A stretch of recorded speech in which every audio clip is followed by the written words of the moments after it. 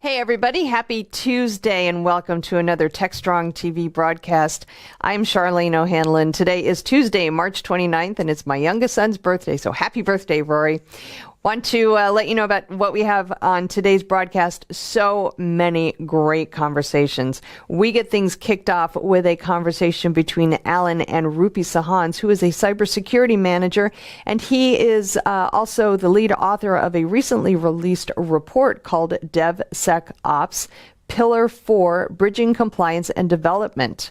That is a really fascinating topic, really kind of brings together cybersecurity, DevSecOps, and compliance, and how the three must work together to ensure not only compliance, but also a highly secure environment. So Rupi and Alan talk about some of the takeaways from the report, and it's definitely one you want to check out. After that, Alan speaks with Thomas Kinsella, who is a co-founder and COO of Tynes, and they discuss Tynes' Voice of the SOC report, SOC, Security Operations Center, not the thing that goes on your foot. But Thomas and Alan talk about some of the takeaways from that report. It's really interesting.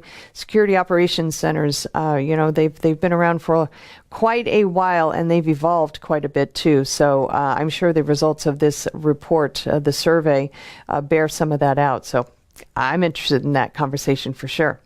After that, we've got the Haunted Hacker podcast, and this is part one of a two-part conversation that host Mike Jones has with Jonathan Scott, who is a security researcher and privacy advocate, and I think this is his third time on the Haunted Hacker, as well as Hector Santiago, who's with Cyber Defense Services, and he acts as the co-host on this podcast. They talk about a number of different things, including breaking the mold in cybersecurity and the importance of diversity. That is a topic that is near and dear to my heart and Mike's heart as well. He talks about it quite a bit on the podcast with a number of different guests. And they also talk about Twitter and social media and kind of its negativity that it seems to be spreading throughout the interwebs, and some incidents that have recently arisen that included flaming on Twitter and other social media outlets. And so they kind of talk about that and really kind of raising the level of awareness around that. So it is a great conversation. Like I said, this is part one of a two-part conversation that they have. So we'll run the second part on Thursday's broadcast. After that, we have our Something Old segment. This is from the recent Predict 2022 event. This one features Mark Galpin, who is the solutions architect lead over at Tidelift. Mark talked about Log4j, and this was shortly after the Log4Shell vulnerability was discovered, and folks were scrambling to figure out how they were going to get past it and secure their networks and their applications. And so Mark's presentation is titled Log4Shell, What You Need to Know and Is the Industry Ready? So certainly a very timely topic, and it's definitely one worth checking out, even if you think you've moved past the Log4Shell and Log4j issues. Please do give it a look, because there may be one or two things that you might not have thought about that Mark speaks about in his presentation. So definitely check it out. After that, I'm back with the news headlines. Then I have a great conversation with Caleb Merriman, who is the VP and CISO over at Deltek.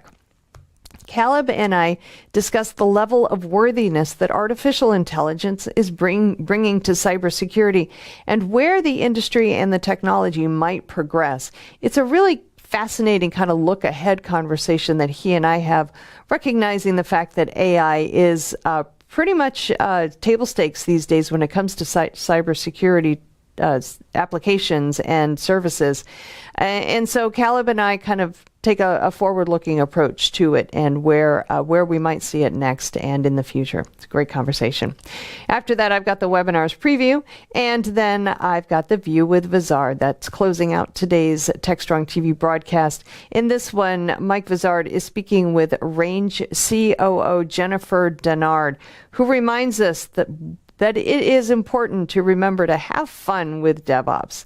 And honestly, I have no idea what she means by that, but I'm going to check out that interview myself so I'll know. And it's always a good reminder to have fun in whatever you do. But Jennifer's bringing fun to DevOps. So great conversation, I'm sure. I have to check it out. All right, that's today's lineup. It's a good one, folks, and I hope you'll stick around for the entirety. We'll be back right after these commercial messages. Looking for a live conference focused on the tools, technologies, and practices most important to your business?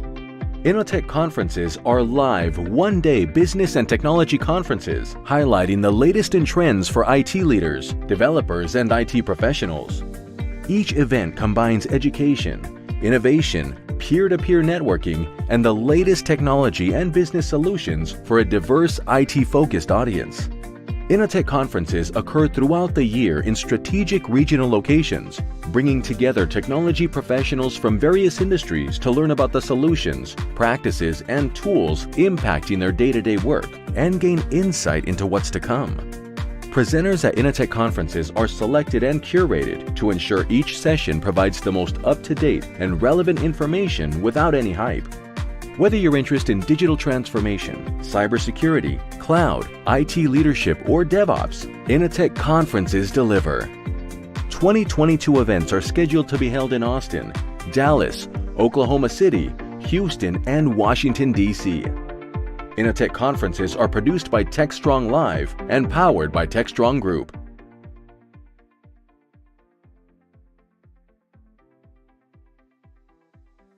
All right, we are back kicking off today's Techstrong TV broadcast. We've got a conversation between Alan and Rupi Sahans, who is a cybersecurity manager and lead author of a report titled DevSecOps, Pillar for Bridging Compliance and Development. Interesting conversation that they have about this very, very interesting and very, very relevant report. It kind of talks about the implications of compliance, security, and DevSecOps, and how they can all work together. It's a great conversation. It's a great white paper, too.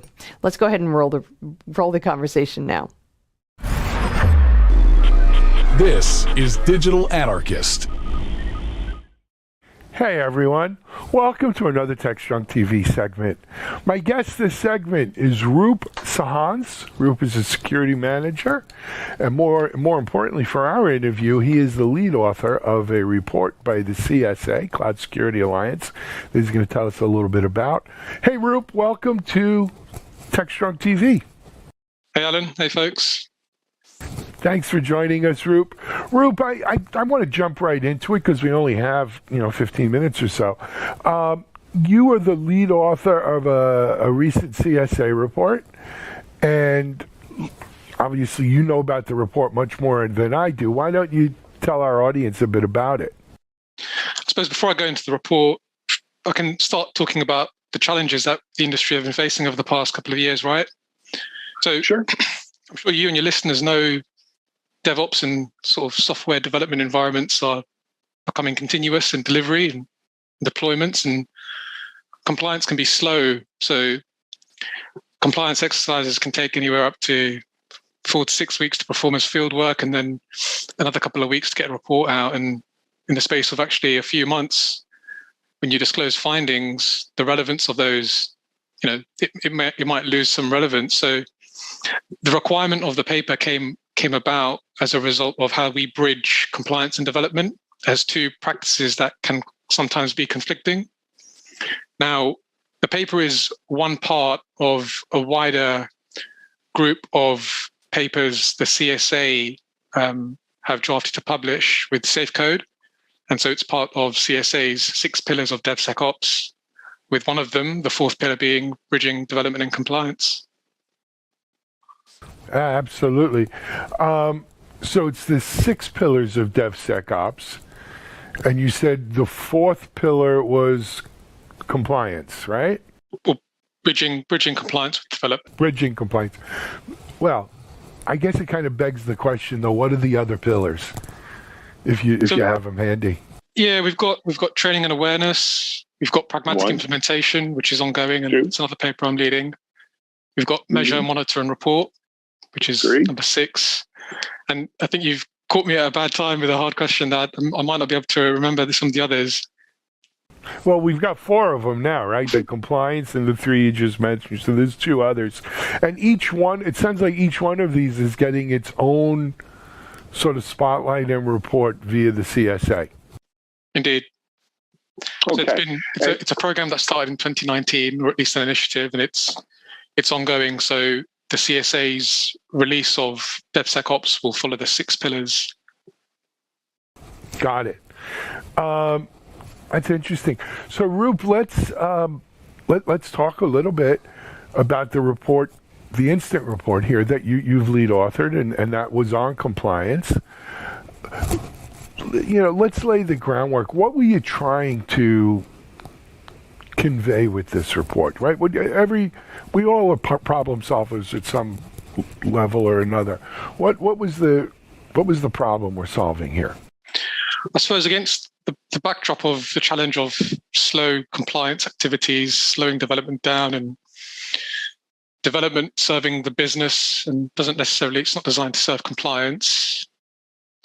The challenge, or the goal at least, was improving the security of products, or at least the readers of the paper that develop products, and also to reduce the effort taken for compliance activities to be achieved.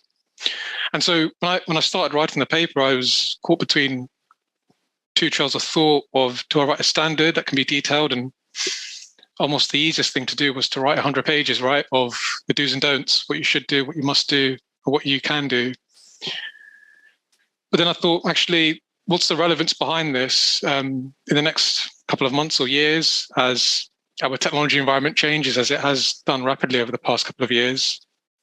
A standard might need updating. And actually, if we abstract away from that, what's going to be important for all the different types of stakeholders reading this report? And so we're looking at people from compliance functions like security governance teams or architectures or internal audit on one end of the scale. And then you've got product stakeholders like software developers and cloud engineers and project managers, people who want to build things to serve the business.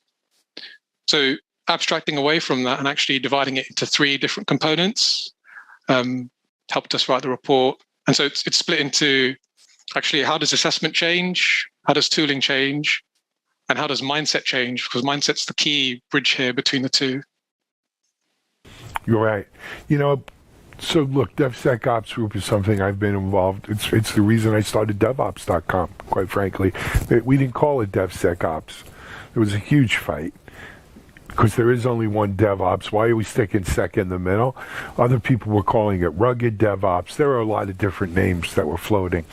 And 6-7 years ago, I started doing the DevSecOps track at RSA conference every year. So in my mind, there still is only one DevOps, but security was always part of it.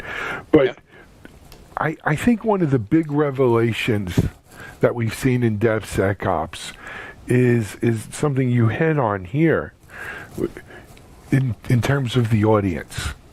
It's not necessarily the security pro or even the compliance regulator or compliance professional who is necessarily tasked with the front line duties of making sure you're compliant or making sure your application is secure, right? In today's world with DevOps and the like, SREs and other stuff, Agile, it is falling on the developer. It's falling on the test professional. It's falling on the DevOps engineers and the SRE folks to make sure our products are secure and compliant, right? Sometimes there's a difference, right? Compliance sort of is one bar, and there might be more we have to do to make it truly, truly secure. But it's falling on them, and these people are not, I want to use the word classically trained security or compliance people, but I don't even know if security and compliance people are classically trained, quite frankly, right? But they're not security and compliance professionals is the point. They're developers, they're DevOps people, they're SREs. And how do we bring this home to them? I think that's the challenge, right? Yeah. We can't... You can't have the same interface that a compliance professional looks into looking at an app that the developer looks into. It just doesn't work. So I'm wondering, how do you kind of deal with that in the report? I suppose there are conflicts of job roles in terms of what compliance aims to serve and what developers intend to do, right? Because Yep. they both act to serve the business, but do it in different ways. And bridging the gap isn't effectively taking a one single approach of this is how you do it, this is how it needs to be done. It's a bit more pragmatic than that. And so dividing it into three areas of assess, mindset, and tooling helps us bring that closer to each other. And I've got an appreciation for this because I've served some of my clients in both roles of security governance, internal audit, and as a developer. Okay. And so I get how effective it can be in terms of return of investment for a company when they can have an auditor audit a project against a test of effectiveness. But equally, being on the other end of that, I can understand how difficult it can be for a developer in terms of their interests and actually the time they have dedicated to supporting an audit in contrast to the products they have to develop and things they have to keep building and maintaining. And so within the assessment, and do you mind if I go into those three components of what the paper touches on? Sure, no, by all means, I'm going to insist that you do if it's okay. And so I think within assessment, we've got a change of how the industry is moving, and at least something I've seen over the past couple of years, with assessments now becoming less point in time and almost a smaller reliance on that. And actually, we can now look at assessments being continuous. And so we're looking at the wake of the demand of CSPMs, so cloud security posture management tools being out there to plug as master accounts into your cloud environments and spit out a report for you that maps to industry controls like CIS and NIST. But equally at build, we also have, for those product teams that may build and develop their cloud environments using Terraform or any other form of infrastructure as code, we have IAC analysis. So you may want to introduce an IAC analysis security tool at build that scans the product as you develop it, or your cloud environment as you build and develop it. And I suppose both have pros to them in terms of both compliance and also how product teams can build better services and products. And it's not such that it's only compliance that care about security. It's both stakeholders. You know, when I was a developer, we did care about security. It's just that we had to balance it with some of the other features within our backlog that we had to work against.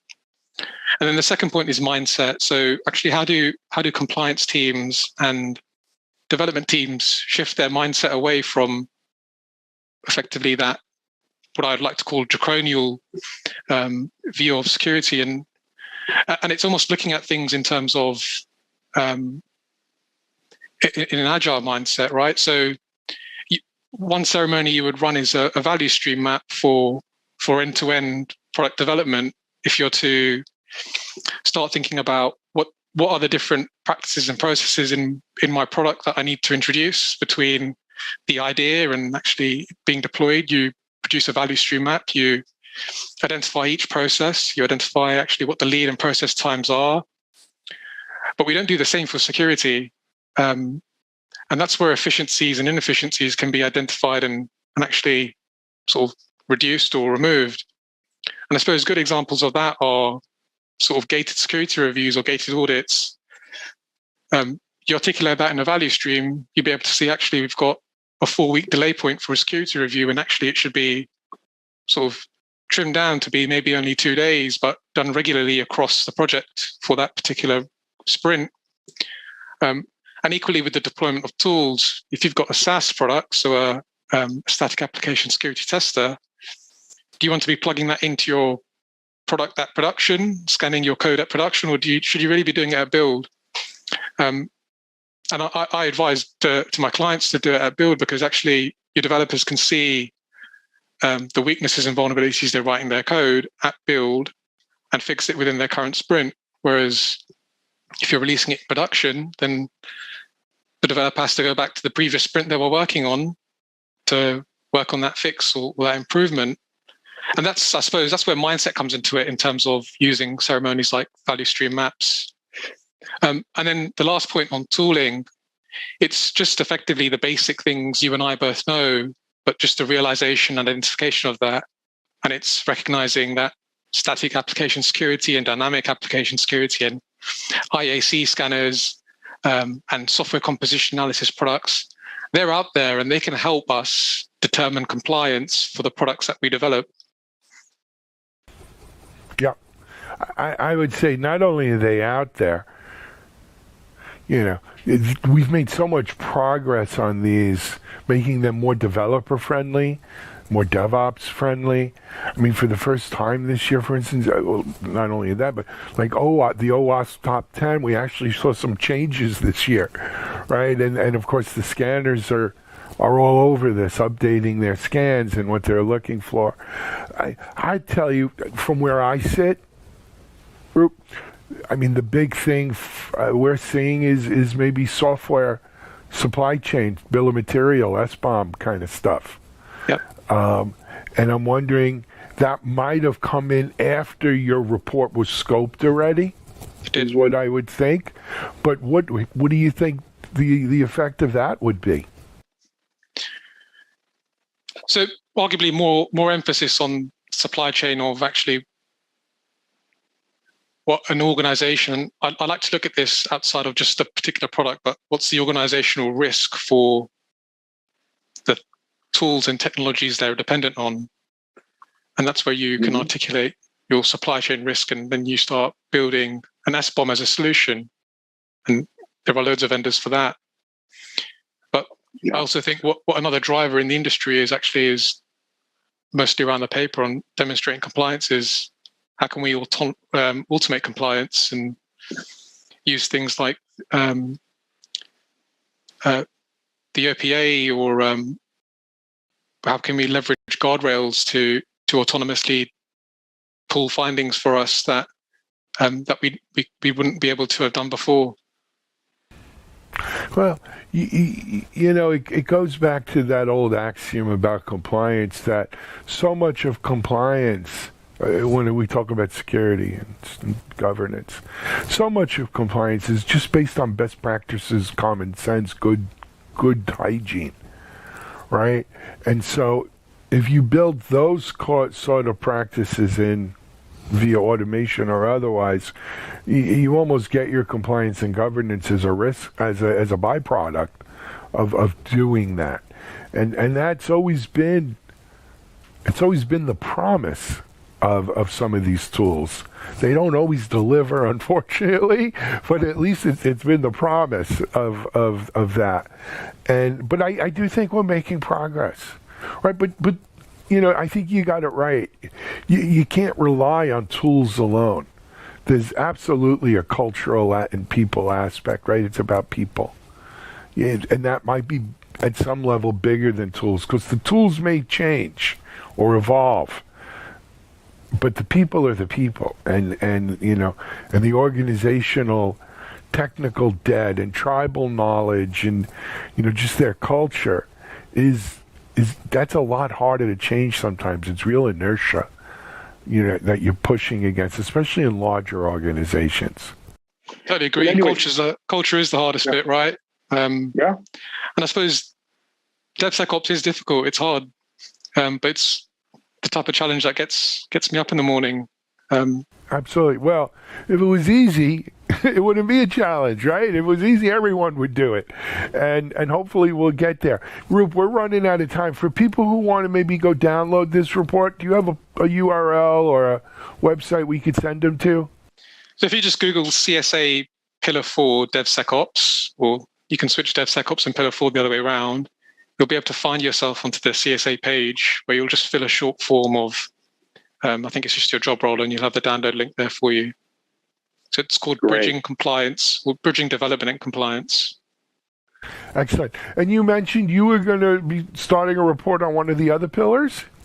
Yes, that's Pillar 3, Pragmatic Implementation. And when can we maybe see that? Oof. Maybe No pressure. No pressure. maybe summer this year, hopefully. I mean, All right. there's a team of us working on this, so it's not just me. There's a group of talented people just like myself who have a day job and then actually in their spare time get together and work on building exciting guidelines. Okay. Well, we will wait with bated breath for it to come out. Maybe you come on and tell us about that one. Yep, my pleasure. All right. Roop Sahans, author of the Pillar 4 report on compliance from the CSA, here on Techstrong TV. Thanks for being our guest, Roop. Thanks so much, Alan. Success. Thank you.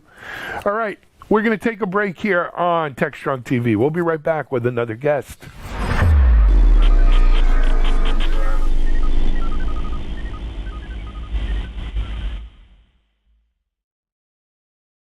SecurityBoulevard.com is the leading resource for news, analysis, and education on challenges facing the cybersecurity industry. SecurityBoulevard.com covers all aspects of cybersecurity, including data security, DevSecOps, cloud security, application security, network security, security threats, and more. SecurityBoulevard.com has the largest selection of security content, featuring breaking news, blog posts, podcasts, and more. Visit www.securityboulevard.com to learn more. SecurityBoulevard.com, home of Security Bloggers Network.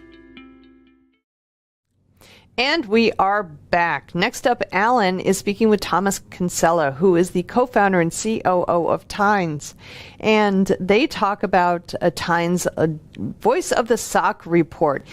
And SOC, like Security Operations Center, not what's on your feet. So Thomas and Alan talk about some of the results of the report. It's really interesting to see the evolution of the Security Operations Center.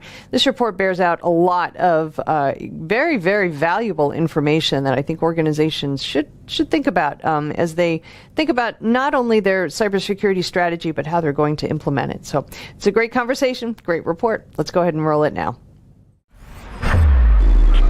This is Digital Anarchist. Hey, everyone. Welcome to another Techstrong TV interview. My guest for this interview is Mr. Thomas Kinsella. Thomas, well, I'm going to let Thomas introduce himself. Hey, Thomas, welcome to Techstrong TV. Thanks very much. Thanks for the warm welcome. Yeah, I'm Thomas, one of the founders of Tynes. We're a security automation platform that allows analysts and engineers automate their repetitive manual tasks. I've a long tech background, spent 10 years working in various different security teams. Latterly, I suppose, in DocuSign, running the security operations team there for a number of years. Very cool. And DocuSign, of course, was that one that was part of Adobe, or?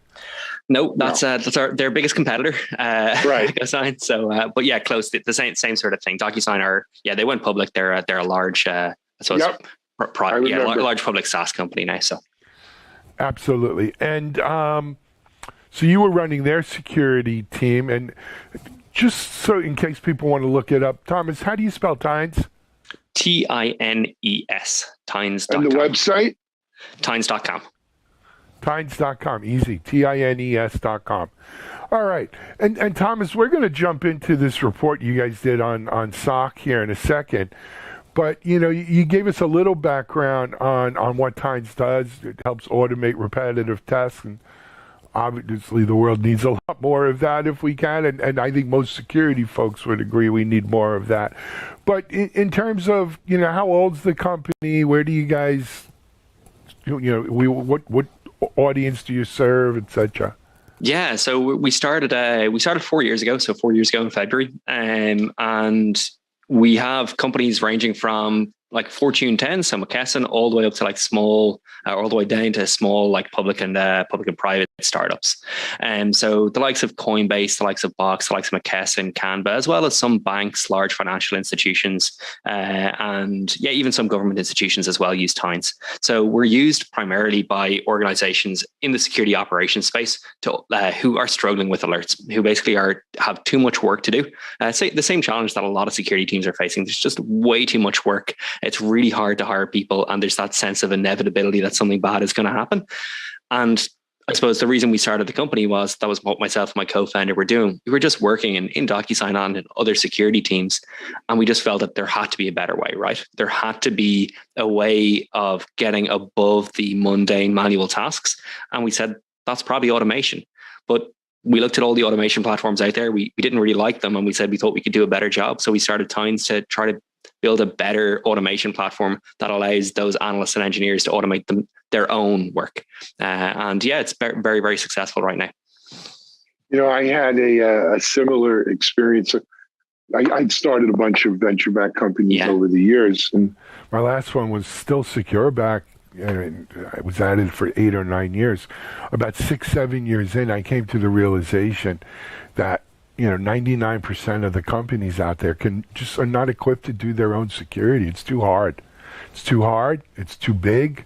They don't have the talent. They don't have the resources. And back then, half of them didn't even have the gumption, the desire to really do it right. And so I thought that MSSPs were the answer, right? Outsource your security, which, just kind of kicked the can from here to there. Because now the MSSP had to have those resources and SOCs and everything to do it right for multiple people. And though you can get some economies of scale, there wasn't nearly enough automation to really scale it. And yeah, exactly. And I suppose it's automation, and then it's just treating your people right. As in, it's really hard to find good talent. But if you don't have that automation in place, if you're, and this is what this report kind of talks about, is that if you're treating your staff and letting them do that mundane manual work, they're going to take that opportunity. They'll learn for a little bit, and then they'll move on to a company that was our experience. Pay them more, and give them a little bit more a more interesting role. So it's really it's a hard task. Yeah, I mean, trying to get people to work the graveyard shift at a SOC, right? I mean, you pay them a pay differential for that, off hours work, but those people don't stay around long. Right? They want to get promoted to work the Monday to Friday, 9 to 5 kind of shifts. And if not, they'll go somewhere where they can, right? They want a life. Exactly. And if they've got good experience from you, then they unless you're prepared to give them opportunity to grow, they probably will, unfortunately. So it's definitely a hard gig as a CISO to keep your teams happy. There's a lot of things you can do. We talk about that a lot. And automation is definitely not the only answer, but definitely one of those answers. But yeah, it's a really hard gig. Let's talk a little bit about Tines automation platform. And I realize this is not what we're going to talk about the survey. Don't worry. Yeah, don't worry. Let's talk about the Tines automation platform. What exactly are you automating, and how are you doing it? Yeah, so I suppose the question that we usually ask, what are we automating? Our customers use Tines to automate a whole lot of different processes. It could be analyzing phishing emails. It could be processing EDR alerts. It could be analyzing and processing vulnerability reports. It could be offboarding and onboarding users. We even have people automating for stuff that's completely outside of security, like HR workflows and things like that. The question that we ask, though, whenever anybody asks, what should I automate? It's where are you spending most of your time?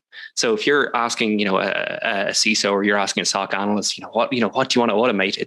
What you should be automating is the place that the processes that you do manually several times a day or several times a week that are taking up the most of your time. It doesn't make sense to automate something that you do once a year. It makes sense to automate that process that, takes up all of your time, that you actually know, that you're familiar with, that you're like, we actually have a process for this. So as a platform, Tines doesn't rely on any code. So it's a no-code automation platform. We have templates to connect to hundreds of different tools, but in reality, we don't also rely on any pre-built integration. So we're a little bit different than all those other platforms out there, that we allow analysts and engineers using this proprietary platform to connect really easily with their own stack, whether it's homegrown software or commercial off-the-shelf tools. So we'll have analysts that are relatively junior and engineers that are super senior being able to use Tines to connect to, their EDR, CrowdStrike, or connect to their phishing tools like Proofpoint, or connect to create cases in Jira or the Hive, block IOCs on their firewalls, retrieve alerts from their SIM, as well as taking a whole load of other actions really, really simply. But it's the way Tines works is that we give you a small like subset of tools, and using those tools, you're going to be able to take pretty much any action that you want in pretty much any tool that you want.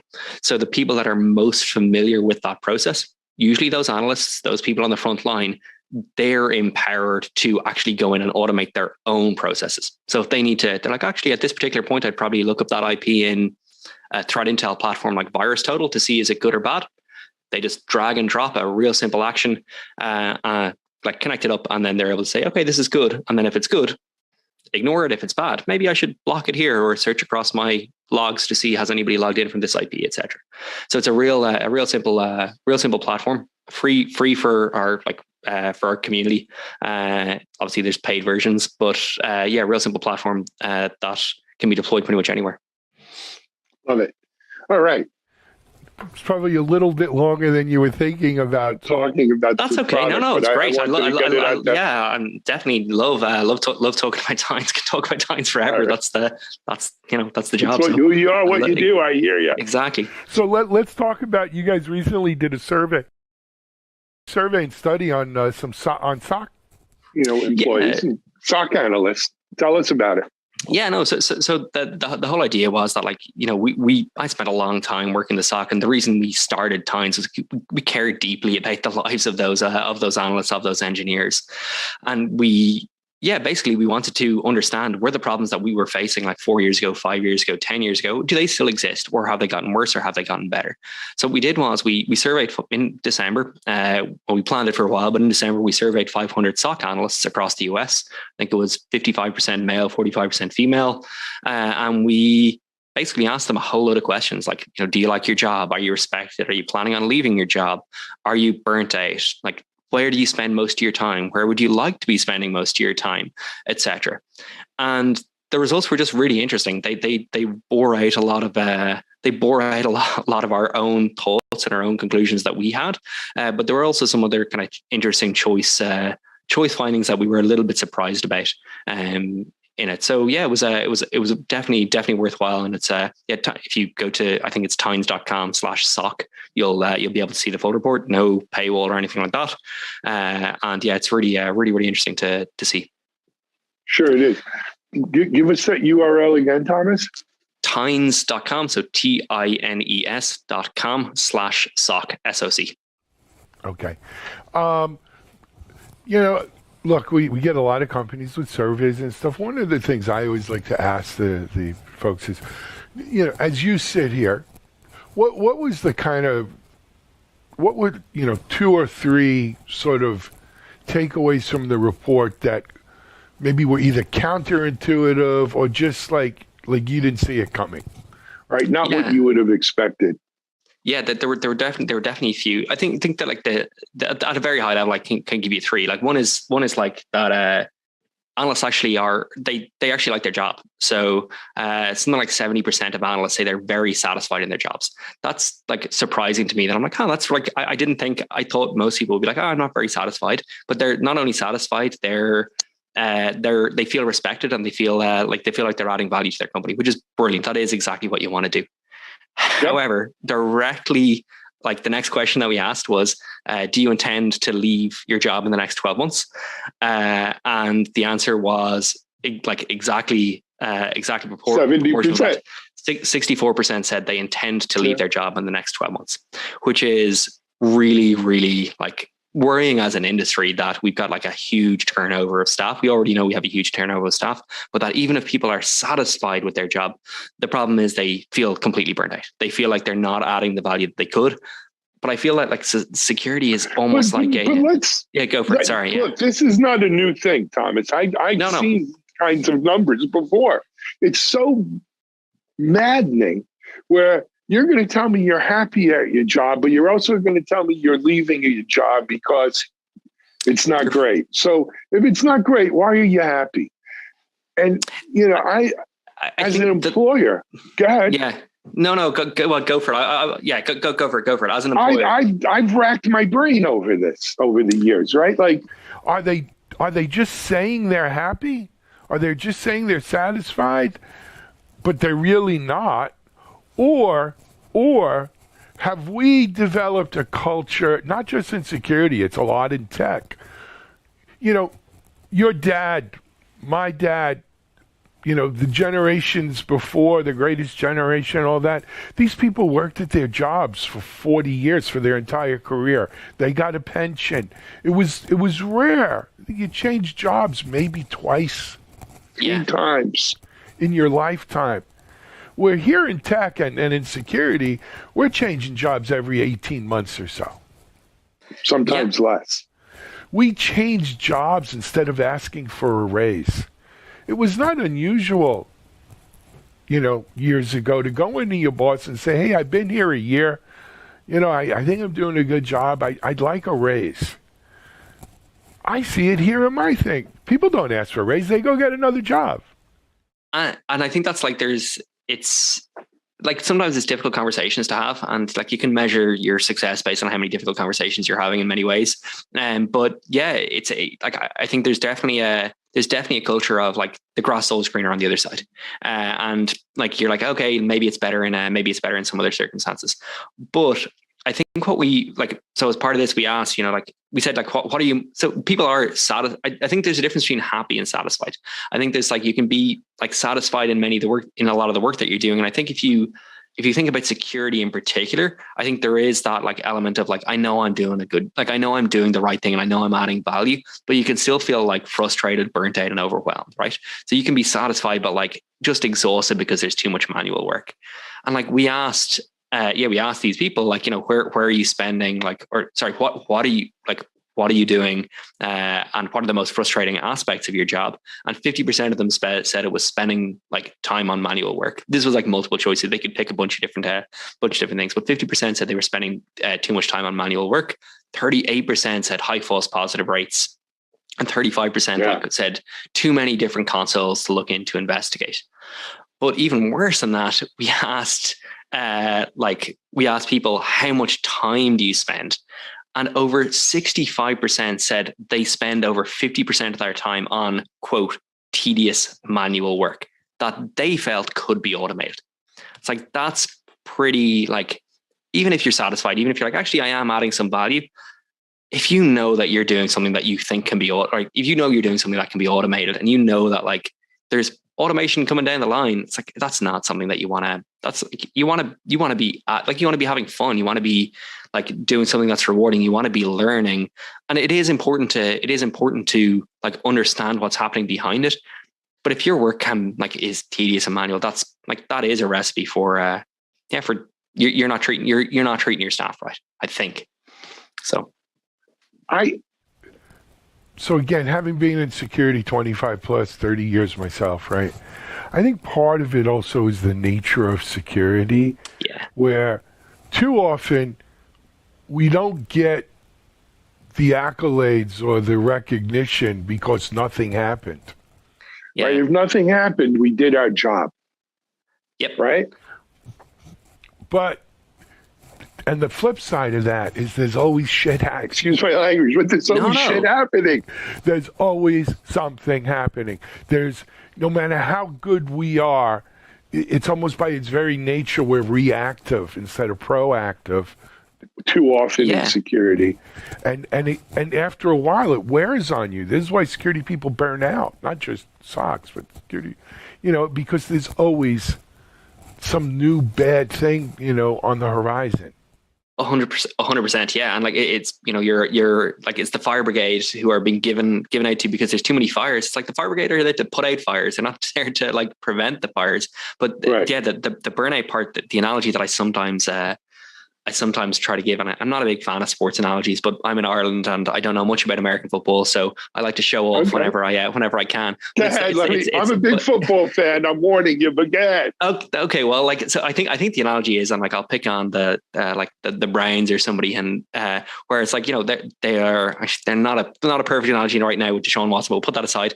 But like the whole analogy is that like, a defense, and you can think of security as like defense. A defense can be the best defense like in the world. They can be like absolutely incredible. But if their offense goes 3 and out every single time, there's no way they're going to win the game. There's no and in reality, if you ask that defense at that point, they're like, what do you want? Like, what do you want here? They won't say, you know what, we need more defensive players. They don't say like, we need like another X, they'll say, actually, we need a better offense. We need to be able to go out there and actually be proactive about it, because otherwise they are just going to like be on the field all the time. And as good as they are, they're gonna let in. So the term for this, and it's a football term, but it's also used in war.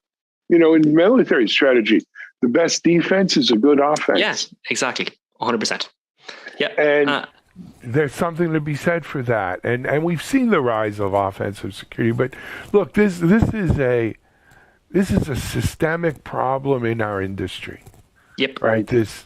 And I don't think the answer is job hopping or desk hopping or whatever you want to call it, but it's nevertheless where we find ourselves.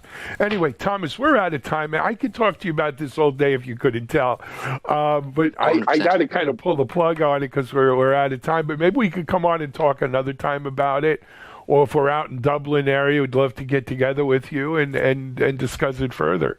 Absolutely. Thank you so much, Alan. I've really enjoyed the conversation. Best of luck. All right. Hey, before we go, though, Tines.com, TINES.com, and the report is TINES.com/SOC report? /SOC, SOC. That's it. SOC. Brilliant. Great. Thank you so much, Alan. Thank you, Thomas. Tines.com, go check them out. This is Alan Schimmel. We're going to take a break. We'll be right back.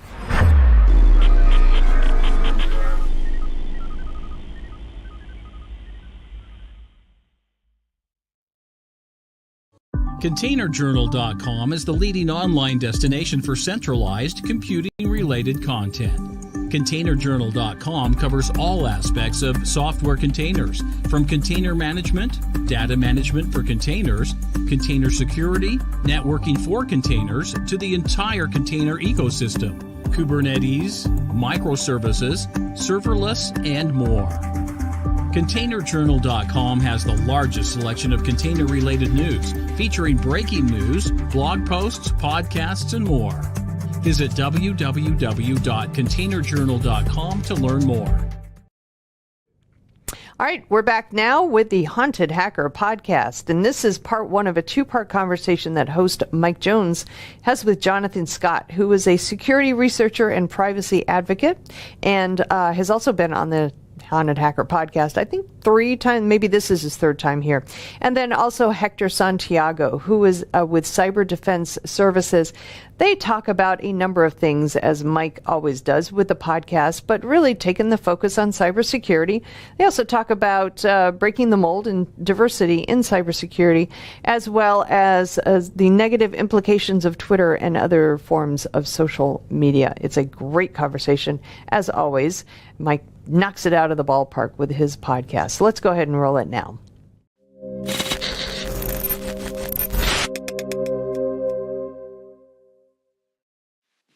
Welcome to the Haunted Hacker podcast, February version 3.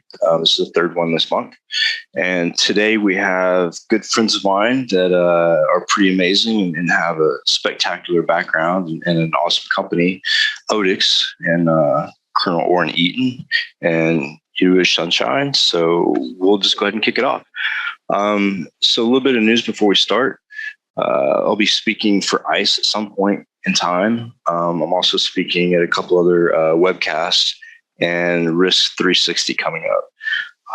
So without further ado, I'll introduce Colonel Orrin Eaton and his counterpart, Mr. Sunshine. And how are you guys doing today? And thank you for being on the podcast. It's always a pleasure to have you guys on. So, thank you so much for having us. Absolutely. It's my pleasure. You guys are a friend of the podcast, and I always like our conversations. So the reason why we're doing this special version of the podcast today is because of current geopolitical situations and tensions, and some of the things that we've seen come out of those situations. Colonel Orrin Eaton was part of the IDF, intimate knowledge of, cyber tactics and different things that revolve around geopolitical situations and cyber warfare. A lot of people don't understand the fact that the globe has been engaged in cyber warfare for many years. For a lot, it was in the shadows. A lot wasn't disclosed. We had incidents like Stuxnet. We had incidents where Estonia got attacked. And now just recently, we've seen the Russians using malware and ransomware against the Ukrainian government, and Ukrainian attackers and hacktivists using malware to attack the infrastructure of their own country, pretty much to slow down the train system to keep the Russians from coming in. So I'll open up to you, Dr.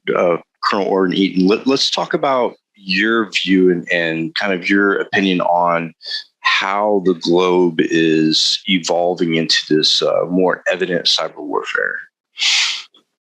Yeah. So again, Mike, thanks for having us. It's our pleasure. I think it's a very good point. And when we look globally and we look at the conflicts around the globe, and you mentioned the invasion of Russia to Estonia was one of the milestones that there was what we call the preliminary cyber attack, prior to the physical forces and all the armed forces.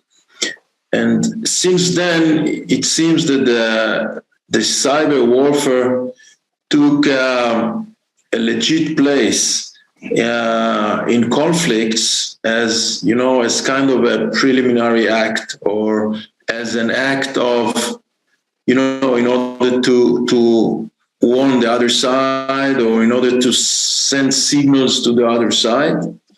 It still seems, that, it's not shooting weapons. So it's not like physical destruction, even though you can create a lot of damage by, if you stop or control all the traffic lights or all the ship traffic in the harbor and so on. And we experienced and we saw some of these events recently. Yeah, so it seems that the cyber attacks and the cyber front had become a part of all conflicts globally, because it also allows to kind of taste the water and to see, you start with this, you see the reactions, you see, you feel your enemy, you feel his capabilities, you feel how he can defend himself if at all.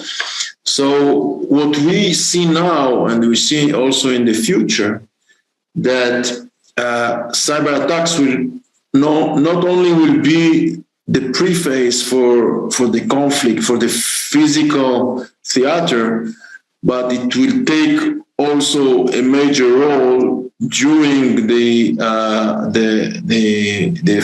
maneuvers and the physical conflict, because all the new weapons, all the new missiles, they're all guided, they all have sort of, communication back and forth, and they're all vulnerable. They're all computer-based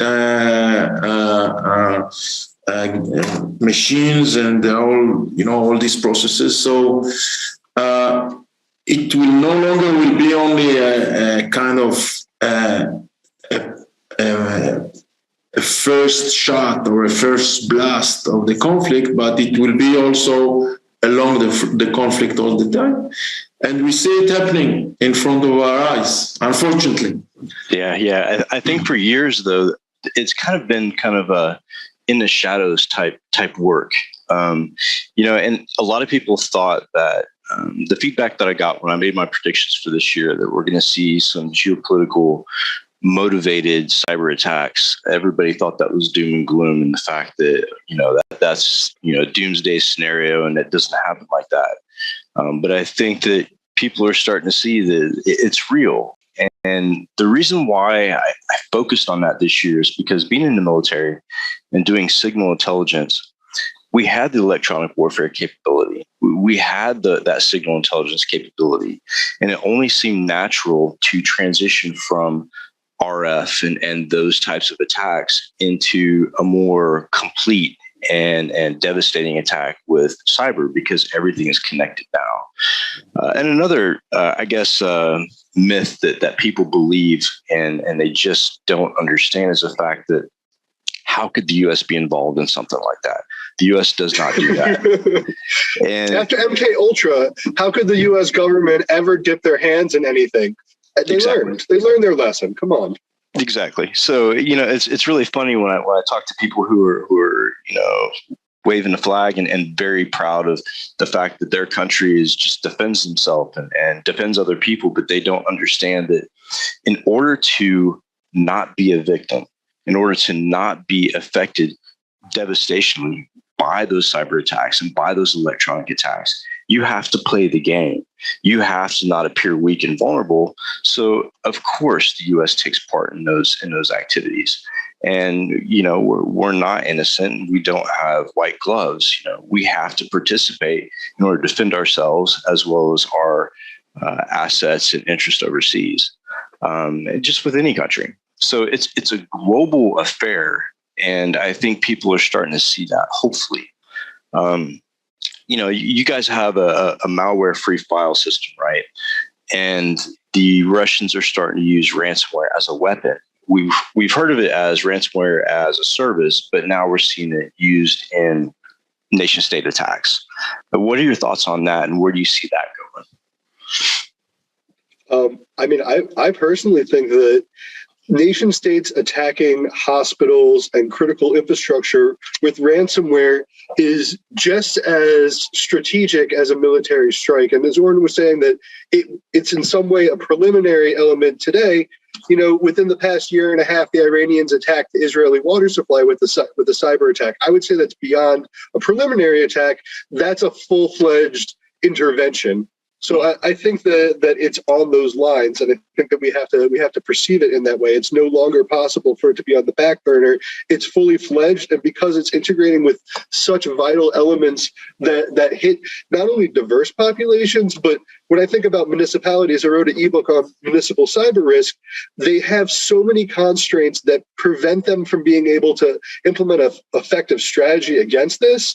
And at the same point, they're holding so much valuable data for people's, critical. It's crazy. So I think that having this diverse option to just rain devastation, it doesn't have to be on a level military to military to be able to cause a real major impact. Think about the Colonial Pipeline. If we stop the energy supply, it's going to cause a panic. It's going to increase prices outside of what the reality is. Are we really in a shortage? No. But you can see how over a really short period of time, it's making all these KPIs go completely berserk. Absolutely. And I think we should make the distinction between, ransomware as a service. In this case, let's say everyone that have very basic skills can get the ransomware as a service, can run it, can operate it, and get some gain out of it and make some benefits for it. But when you're talking about ransomware as a weapon, then you're talking on a different level, on a state level, on an intelligence entities level. And in this case, we're on a different page. So it's much more sophisticated. You need to have also kind of unique tools and technologies in order to protect yourself and be kind of one step ahead of this, let's say, state hackers that may, penetrate into your network.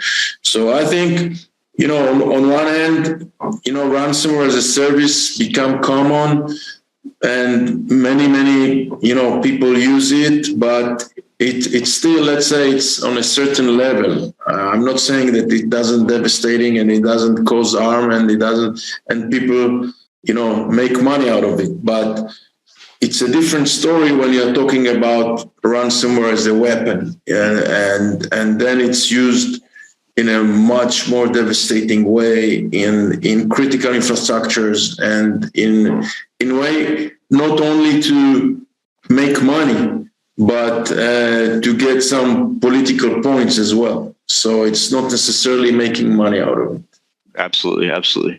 And when you look at Obama, when he was in office, he made the comment that an attack on the infrastructure is an act of war.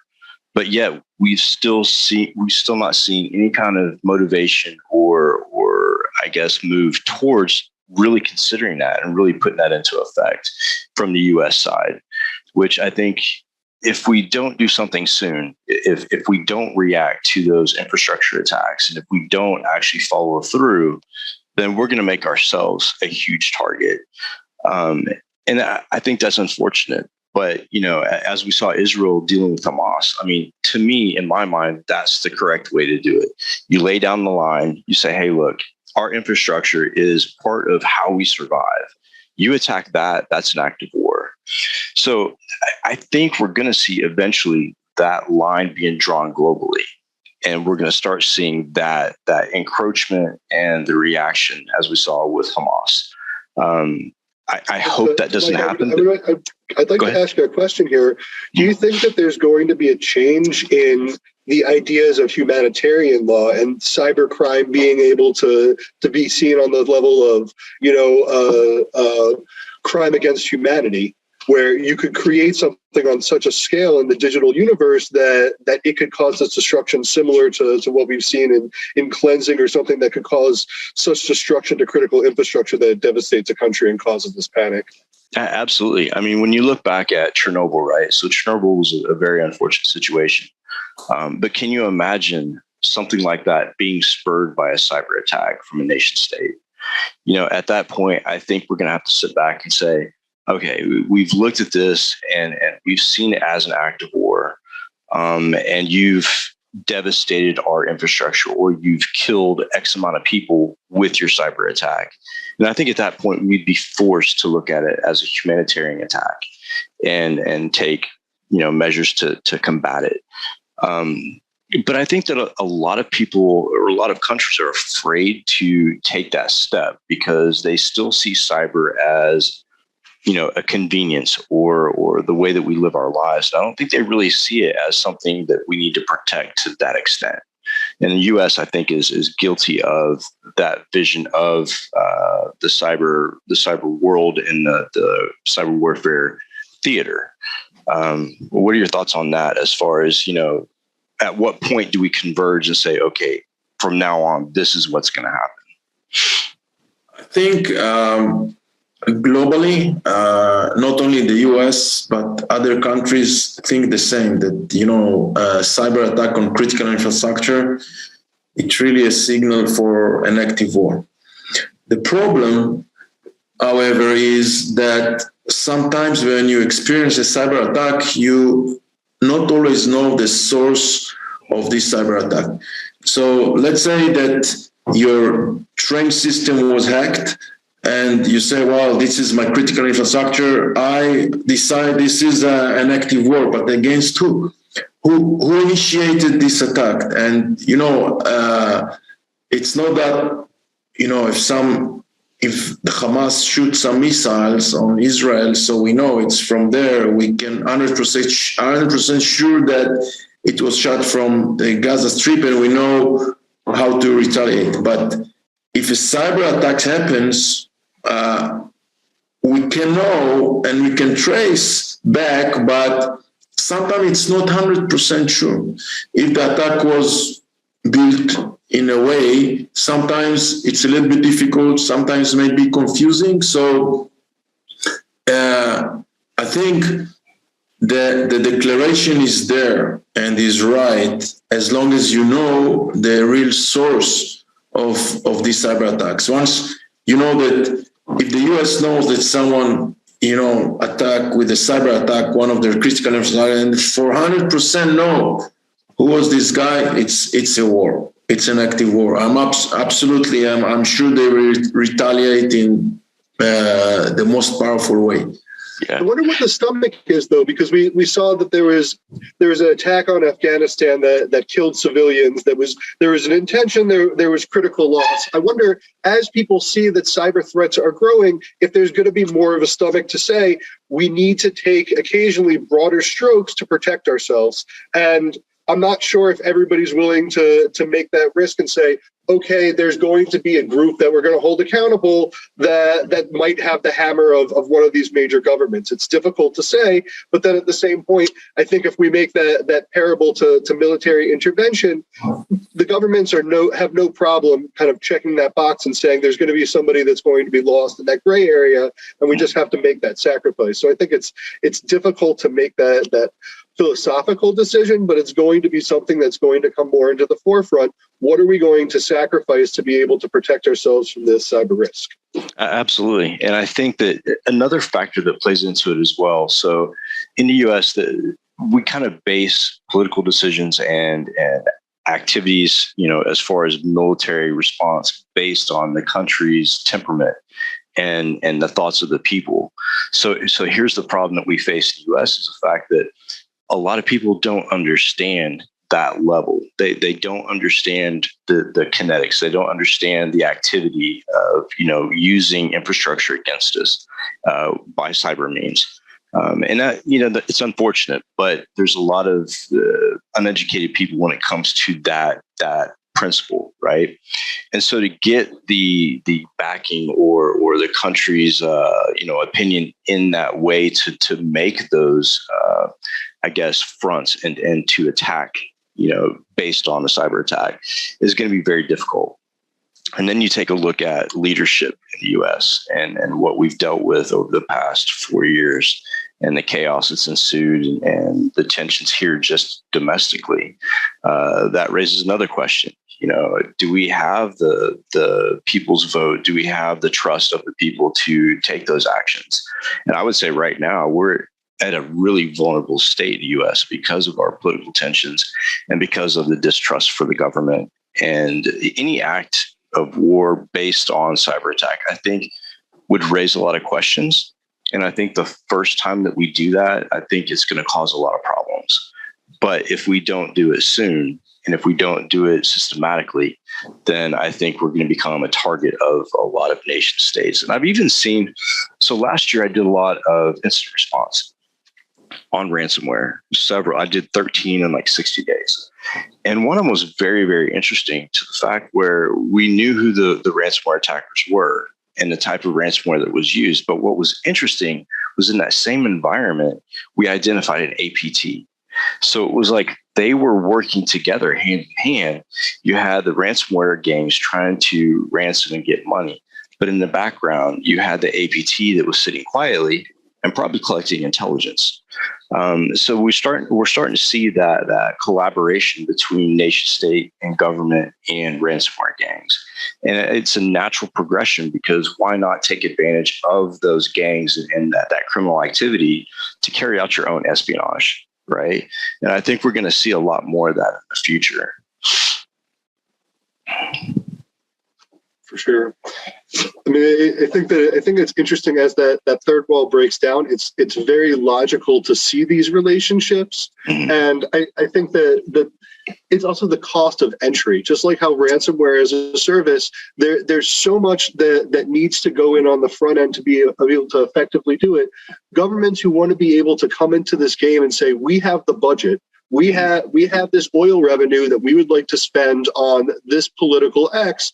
It's very easy to approach one of the ransomware gangs and use this as leverage versus creating the domestic capabilities. But I think what some of the larger nation states, especially the United States, are doing is saying we need to create these homegrown capabilities. We need to create the professionals, and we need to create the private enterprise. I see in Israel we get blasted for it, especially recently. But I think that it's because cyber products are being miscategorized. If you categorize an NSO product as something that's a military weapon, nobody has a problem selling out bullets. And last time I checked, bullets aren't to make friends. So maybe I'm wrong. I don't know.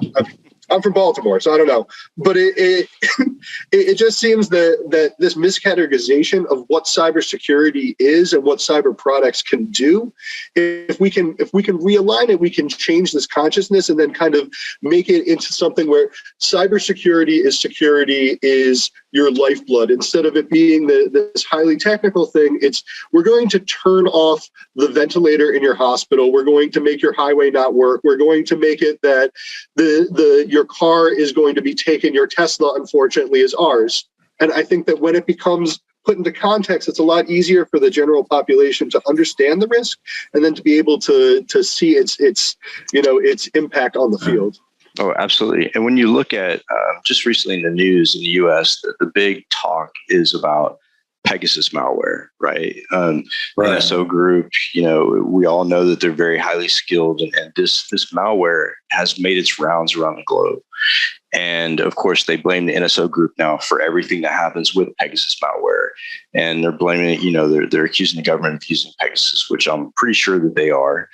But again, that's one of those pieces of malware that is weaponized, and every country uses it now.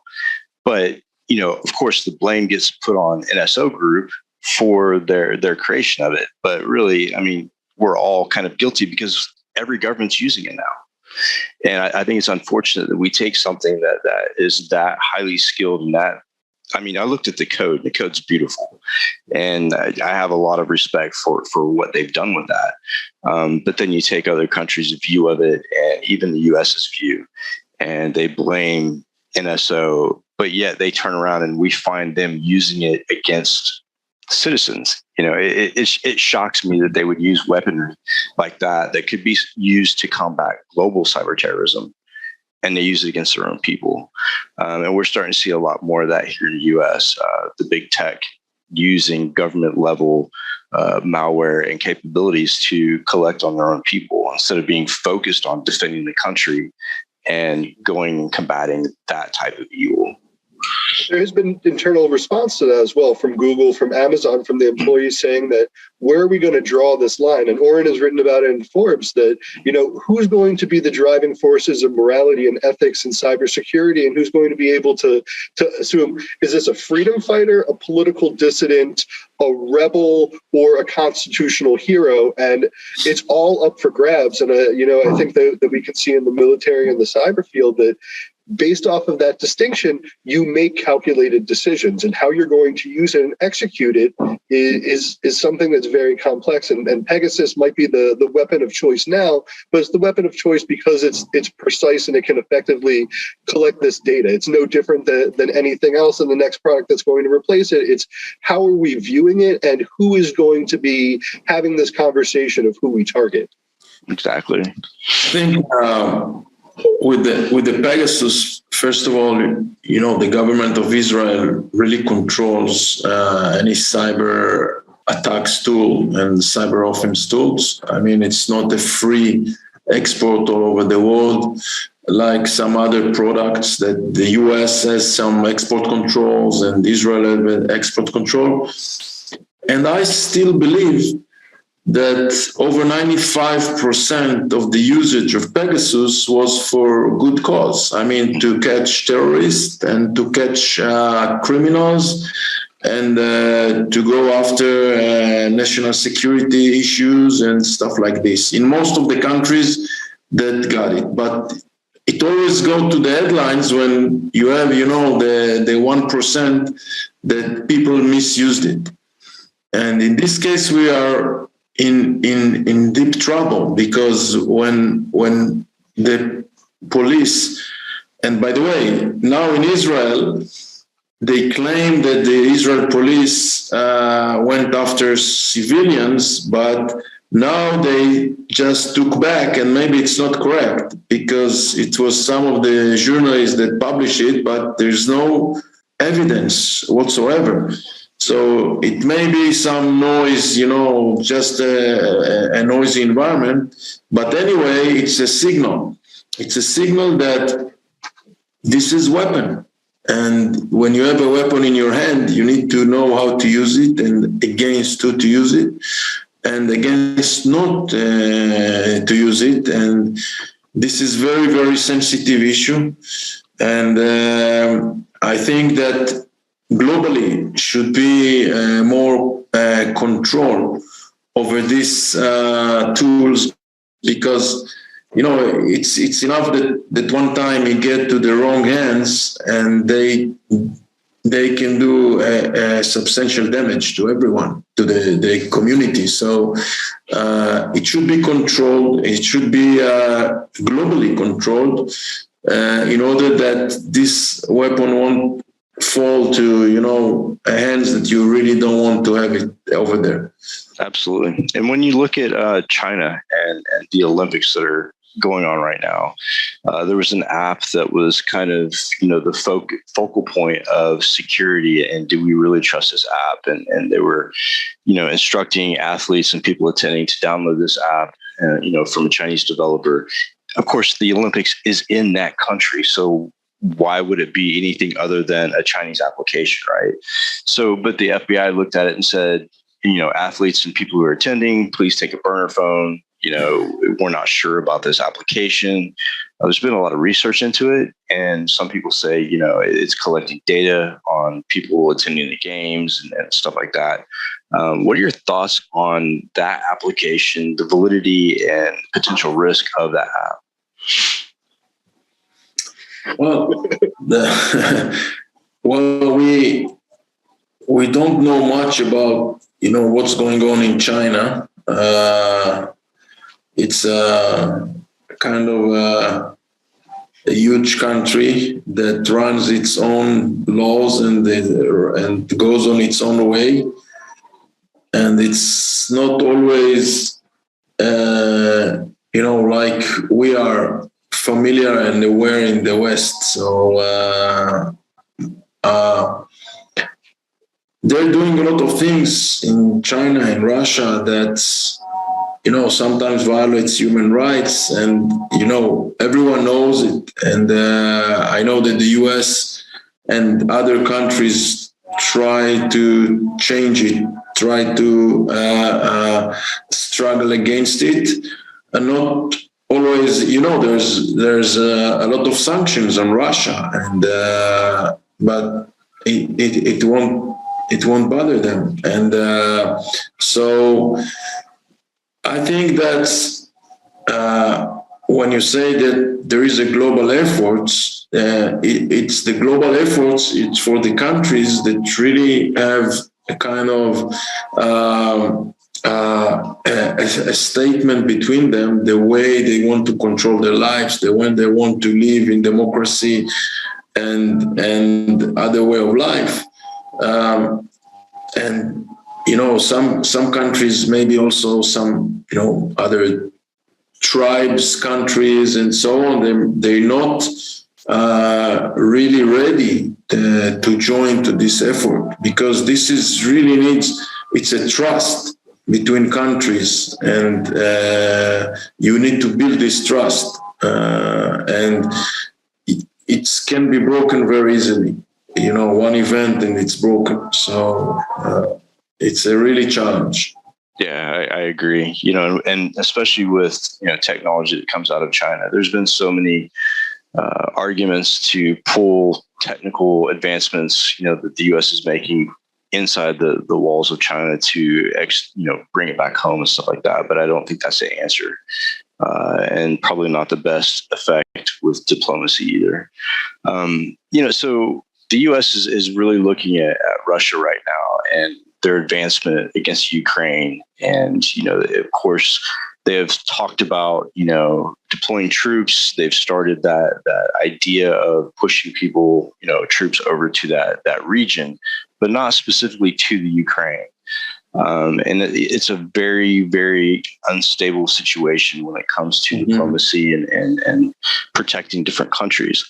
And I think that when we do see, if it happens, if Russia does cross the border into the Ukraine, which, there's intelligence now that is already starting to happen. I think we're going to see an uptick in cyber. I think that, the invasion is also going to bring on a lot of cyber activity, and Russia had plainly stated that if the U.S. intervened in that process, that they would target our critical infrastructure. And to me, that really, sounds an alarm. And it's like, do you really want to cross that line? And it kind of shocked me that they would even make that statement, if they made that statement. It's Russia. Does Russia need to make this statement? It's not like they're going to send over chocolate milk. Like I've heard of them in the past. Yeah, exactly. And people were shocked here, like, oh my God, they're threatening our infrastructure. I'm like, they threaten our infrastructure daily. If you look at all of the red states, as far as like the communist countries, Cuba, for example, has been recently caught in our infrastructure probing around. My theory is these countries have all been in the infrastructure. They've all planted their kill switches. But again, hitting that nuclear cyber button is just like hitting the nuke button in real life and in the physical world. Because once you hit that button and take down somebody's critical infrastructure to the point where they throw us back to 30 years, I think we're on that precipice of a global world war when it comes to cyber. Mutually assured destruction. I mean, for China, the Chinese economy is so intertwined with America. Mm-hmm. I have many years in like Chinese policy background before my time at Odix, and it's as much as you see that threat and that posturing. Does it make sense for China to cut off all the manufacturing to the States?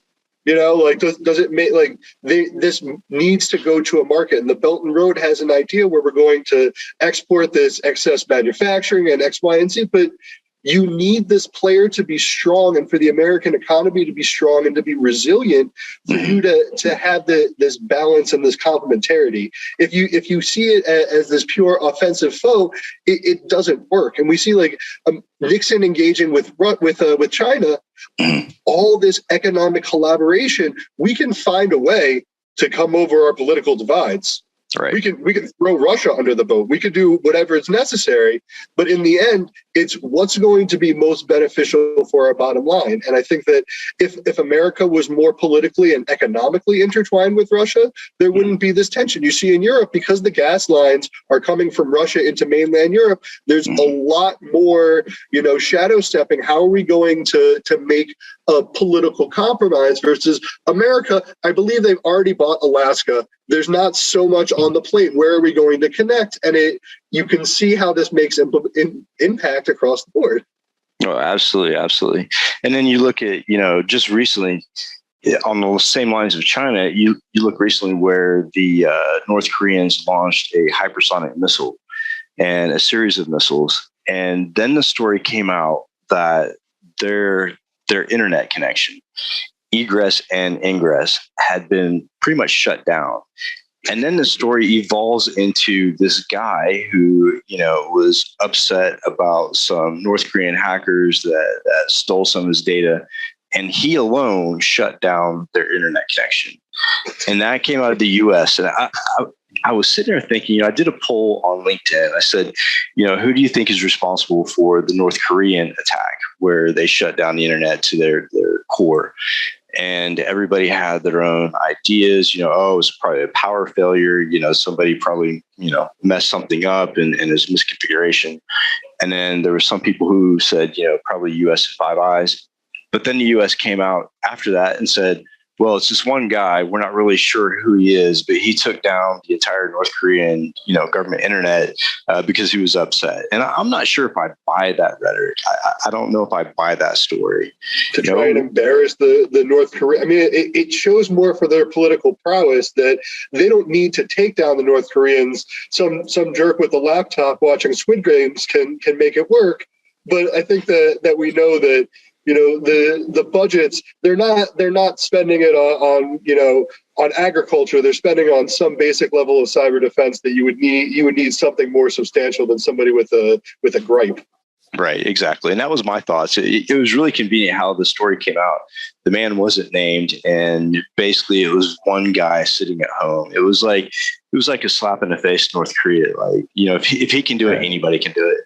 And this is connected to what I said previously about the source of the attack. So assume that the US government would admit that they did it and they actually shut down the internet. It's maybe for the North Korean, it's a cause to start a war. I mean, it's an active war. And maybe they will start launching missiles to the US or whatever. But now when it's in the dawn and nobody knows exactly who was the guy and who stands behind him, and you cannot say 100%. So it just, you leave it in there. So it's left open. Yeah, it's that cat and mouse game that the U.S. has always played, that cloak and dagger espionage, where they hire a group or they hire an individual to carry something out. We've been really effective when it comes to overthrowing governments through coup, and it's not been traced back. The CIA is pretty infamous at doing stuff like that. And also, the leaking of tools that the government uses, like we saw the stuff being leaked, like Weeping Angel and stuff like that, into, realms like the shadow brokers and online, dark web brokers for those tools. And when that happened years ago, I thought, it's really convenient that it was leaked into these people's hands and disseminated around the world. It almost seemed like an intentional leak, and they blamed it on a contractor who had gone kind of rogue and then dumped it into the dark web. But I think that, a lot of countries are in that business of throwing those tools out there into specific people because they know who those tools will be used against. So it's also the ultimate equalizer, where in countries where you don't have the budget, you don't have the large-scale military-industrial complex to be able to provide for this war, you just need some smart, dedicated people with a problem and a desire to get out of there to really motivate them to make a significant impact. And I think that that's something that it's almost like the American dream. Anybody could take down your adversary. All you need is just the skills, and it's a very scary thought that if you put the time in and you get connected to these hacker groups and build up the gravitas, you could do this. You could be the guy who takes down North Korea. Yeah, exactly. And that's a scary thought, because at that point, everything that we've talked about as far as critical infrastructure and hitting hospitals and killing mass numbers of people, that could be in the hands of a group in Nigeria or, even in the US, and we can't control that. And I think that at some point, the world is going to have to sit back and say, look, cybersecurity and cyber threat is a global issue. No longer can we prosecute in specific countries and in specific courts. I think we're going to end up needing something like a global court where we have those laws on a global scale, and we set that precedence of, you do this is what's going to happen. And this is supported by every country that's part of the connected internet.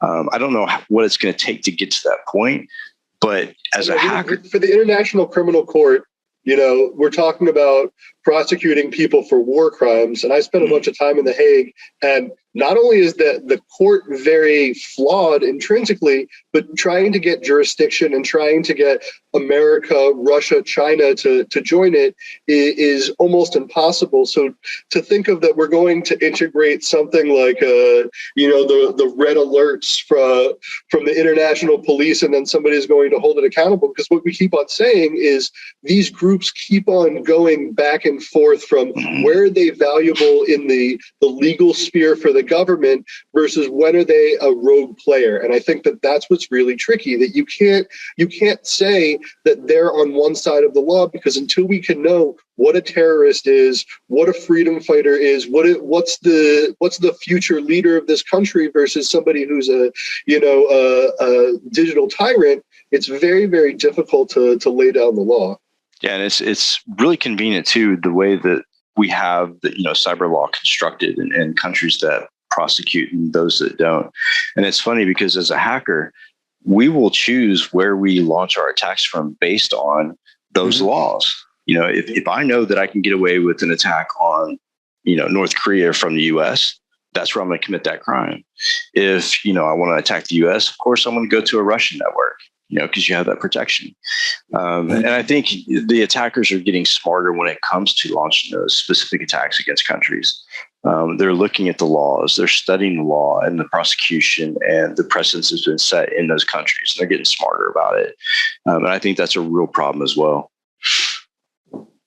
So, yeah, I think it's fascinating when you see, I think that there's this idea of hackers wearing sweatshirts in basements, and not this perception that they're very, very intelligent. If you're looking up the law and trying to mitigate your criminal accountability, or you're taking this deeper philosophical approach and you're working with nation states, and it's very, very complex. And I think that we need to change our idea of who these people are, what their ambitions are, what they're looking for, and what's the long game. It's not just this financial motivation and the background that can lead people into illicit cybercrime is very, very nuanced and not so different than, the military cyber hero who's going to be guiding our defense.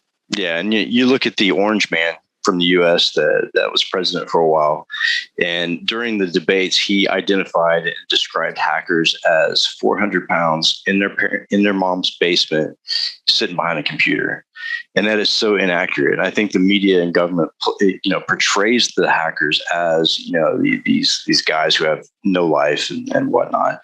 One's not more than 350 pounds, for instance. So I think that it's not a fair judgment. Myself, right. I'm 365, but we still have to be fair.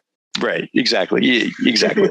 And when I heard that, I was sitting in a hotel room. I was actually doing a pen test on site for a company, and I was watching the debates. When he said that, I thought, minimizing the idea and the identity of these skilled people is probably the biggest mistake you can make, because then the people hear that and they take that in and they're like, oh, we're not worried about hackers because there's some kid, in somebody's basement that's trying to cause trouble. And I think on the global stage, that identity and that persona does not resonate at all. Most skilled hackers are business people. They're PhDs. They have some sort of super intelligence when it comes to diagnosing and looking at the world as a whole.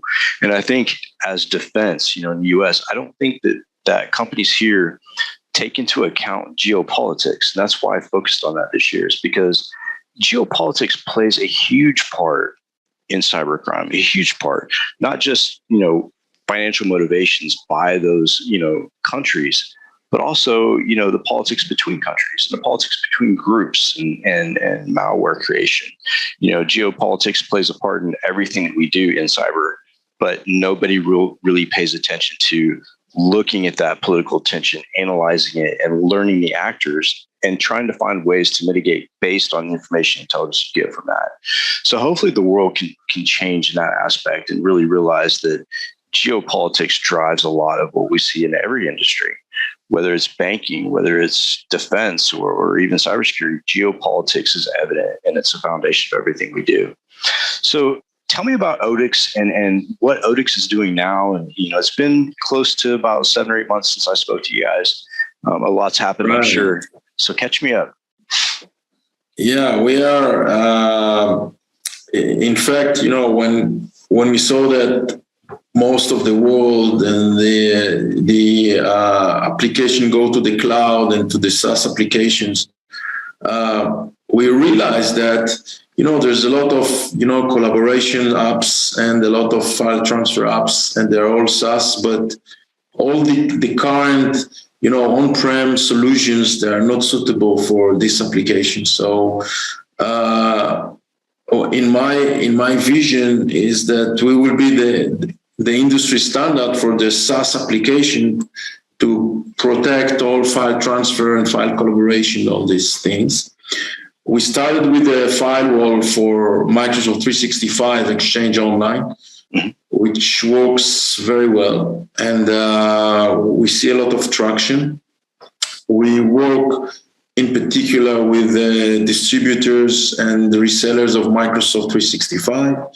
And in fact, they bundle firewall with the 365. there is a very nice blog on Microsoft website about how Microsoft and Firewall and Audix protect their 365 users. So we have a lot of customers so far satisfied. We have several, case studies that they, we were able to create a single-click deployment product with, not really nothing, not effort for, maintenance, support, and it goes like that, very smooth, frictionless, seamlessly. And this is what the service provider like. They like to see how they can make money without, friction and without, spending a lot of time. So it's very easy to explain our added value that we provide to the Microsoft 365 security, either to the Defender, to the EOP. We complement the Microsoft 365 solution. So we don't claim to, take out Microsoft, or we don't claim that, we have any conflict with their security, but we complement their solution in order to have a really a nice secured solution, in particular against ransomware that resides within files and goes, sometimes many levels down in nested files, and most of the tools today are not able to go after this. But since we are doing a real kind of deep file analysis and break the files and look after everything that's moving inside and that is suspicious, so we are able to track these attacks that are multi-level and nested files attacks and all this, which today are very common, and hackers also look at this domain as well. So we really reduced the attack surface significantly for the 365 users. So yeah, we're moving forward, and it's very interesting. Our next product to release is the solution for Teams, because we see a lot of usage for collaborations tools and so on. So Teams is definitely the next candidate that will provide a solution. Fantastic. Yeah, I've been following you guys quite a bit, and the relationship with Microsoft is huge. I was really happy to see that you guys were going that route. Guys, it's been an absolute pleasure having you on, as usual, and a really great conversation. And I think that when people see this podcast or listen to this podcast, it'll open some eyes and maybe bring some awareness to, things that they didn't take into consideration, and maybe look at their own company and their own operations and kind of, follow along. I wish you guys the best of luck, and please stay in touch. I'm sure that we'll have you back on soon. And good luck. And I appreciate you guys being on. Thank you very much. Absolutely. Thank you so much. Like, thanks, guys. Thank you, man. Cheers. Bye now. Bye.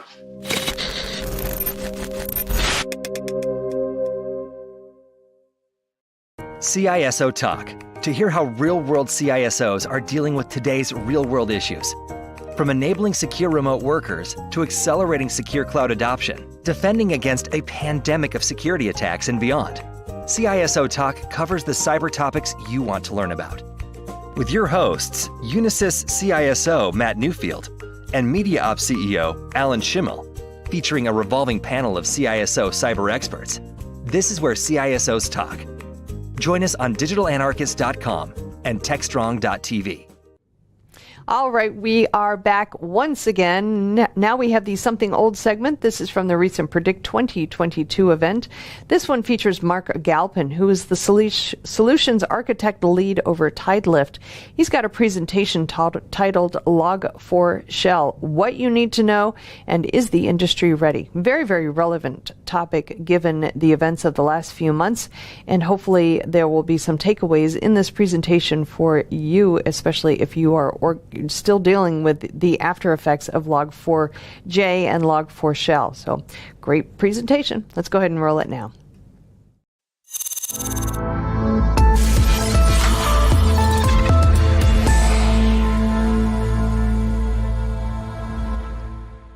Hello, I'm Mark Galpin, the Solutions Architecture Lead at Tidelift. And today I'm here to talk to you about what's been going on with Log4Shell, but also to talk more broadly about, sort of how the industry is ready for things like Log4Shell or not ready, as the case may be. So let's get started. I titled this talk Log4Shell, What You Need to Know, and Is the Industry Ready? And let's see what we have. So let's start with Log4j itself. Like, you can't really start understanding Log4Shell unless you understand clearly where it comes from and what Log4j actually is. Log4j is a popular library for logging things in Java applications. And I want to stress that it's a popular library for good reason. It works really, really well. It's got a lot of power and flexibility. And basically, nearly every enterprise organization that uses Java uses Log4j. Ernst & Young did an estimate that 93% of enterprise cloud environments and about 6.5% of all cloud workloads, use Log4j. And this is not a bad thing. Log4j is a great library. And as we've seen, it's maintained by active and willing maintainers. 6.5% of all workloads may sound like a small number, but that's about $30 billion in cloud spend by my calculations, based on sort of the current estimated size of the cloud. Log4j core has over 3,600 dependent packages in the Java language ecosystem that are easily identified based on our research, and over 20,900 software repositories available in public code collaboration platforms that use Log4j. So that's a pretty big deal. I start using Log4j core because Log4j has a couple of packages under it. One is Log4j API and one is Log4j core. Some projects use both, but only projects that use Log4j core, which not all projects do, are impacted by the Log4Shell vulnerability. And all of our customers with Java applications were using Log4j core on one or more projects.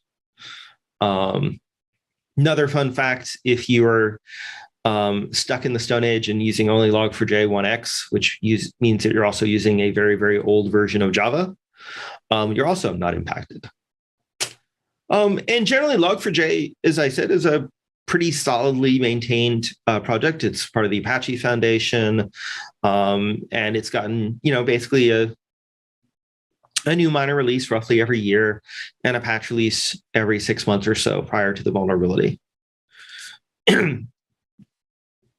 So what is this vulnerability? When we talk about Log4Shell, primarily we're talking about this 10.0 CVSS score vulnerability that basically what this means is that Log4j interprets a log message as a URL, and it goes out and fetches it, and then will execute that whatever payload it gets from that URL with the full privileges of the application program that it is logging. And this is an enormously powerful remote code execution vulnerability that's quite easy to exploit. Microsoft had said that their research had detected coin miners, credential mining, lateral movement across systems, data exfiltration, you name the bad thing that was happening, and somebody has done it with this vulnerability. And it's a huge problem because many systems take user input and put it straight into a log, including user input they wouldn't otherwise process. So I personally have written code where I was trying to validate user inputs. And when the user input failed the validation, I wrote it into the log for later analysis. So even standard user input validation doesn't necessarily stop this unless you're doing like log input validation, which, most people don't do. And logging services are everywhere. And one of the kind of scary things about a vulnerability in a logging service is that the more sensitive the system is, the more places it probably has logging for audit and debugging purposes. And so Log4Shell is the name of, this vulnerability. It was a pretty horrific zero-day vulnerability, in fact. And in some ways, even as it turned out, a negative day vulnerability in the sense that it got exploited before the patch was out there and certainly before it was announced. Just to quickly cover how it works, although you've probably heard this before already, an attacker makes a request. Maybe they put the bad things in sort of the standard request payload if they think that that's going to get right into the log, or maybe they put it in the header so it's less visible. And they try a couple of things until something gets written to a log. And then Log4j uses its JNDI interface to go out usually to an LDAP server and get a payload that it's supposed to use to interpret the log message, right? That is the original intent of this was, hey, different log messages, you might want to be adding some more color to help people debug them. And, you need a payload to be able to analyze it and provide more information. Like, for example, who is this user? And so then it sends a payload. And the important thing is you can direct it to any interface you want. And so you're now having the attacker host the LDAP service and sending this payload, which Log4j then exploits. And there you are, a beautiful, quite easy to exploit RCE. So this has had a complex timeline throughout December. It was first discovered on November 24th. And they were working on a coordinated patch and disclosure process. The first known exploit that is confirmed was on December 1st. On December 6th, the maintainers did publish a patch that mitigated the primary security vulnerability. Unfortunately, before they could get as far as disclosing it to everybody else and making sure everybody upgraded, it hit Minecraft and got announced on Twitter on the 9th, and the CVE was formally published early in the morning on the 10th. And that was CVE 2021-44-22-8. And when we talk about Log4Shell, this is the main vulnerability in question. But of course, when you have a CVSS 10 vulnerability, there's a lot of scrutiny on the fix and on what is going on.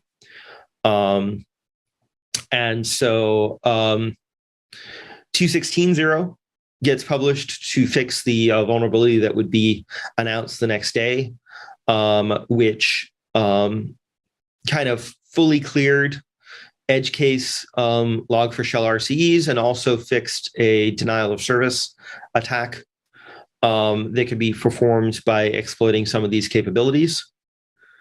And then sort of that denial of service attack continues. You will see that mostly over time, the CVSS scores are going down as it gets harder and harder to practically exploit these issues, and fewer things are impacted.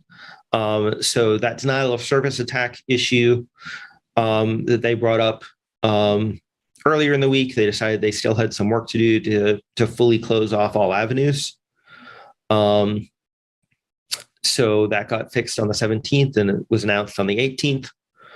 And then on the 28th, if the server configuration was controlled, they found one last issue that would allow the remote code execution issue And so that was announced and simultaneously fixed with 2.17.1.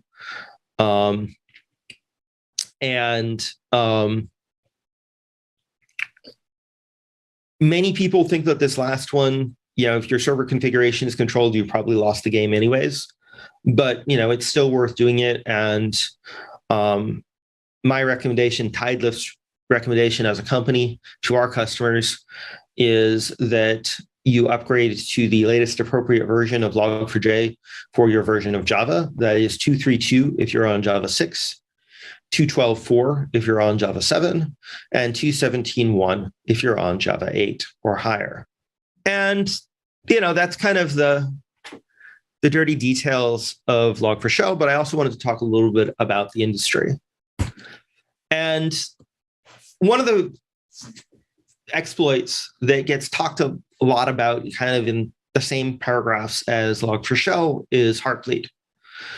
And Heartbleed was a vulnerability in OpenSSL from back in the spring of 2014.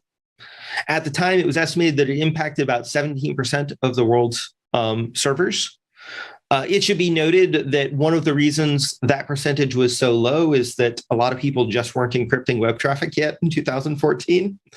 I haven't managed to find any statistics of the amount of encrypted traffic that was impacted, but I would imagine that it was basically all of it.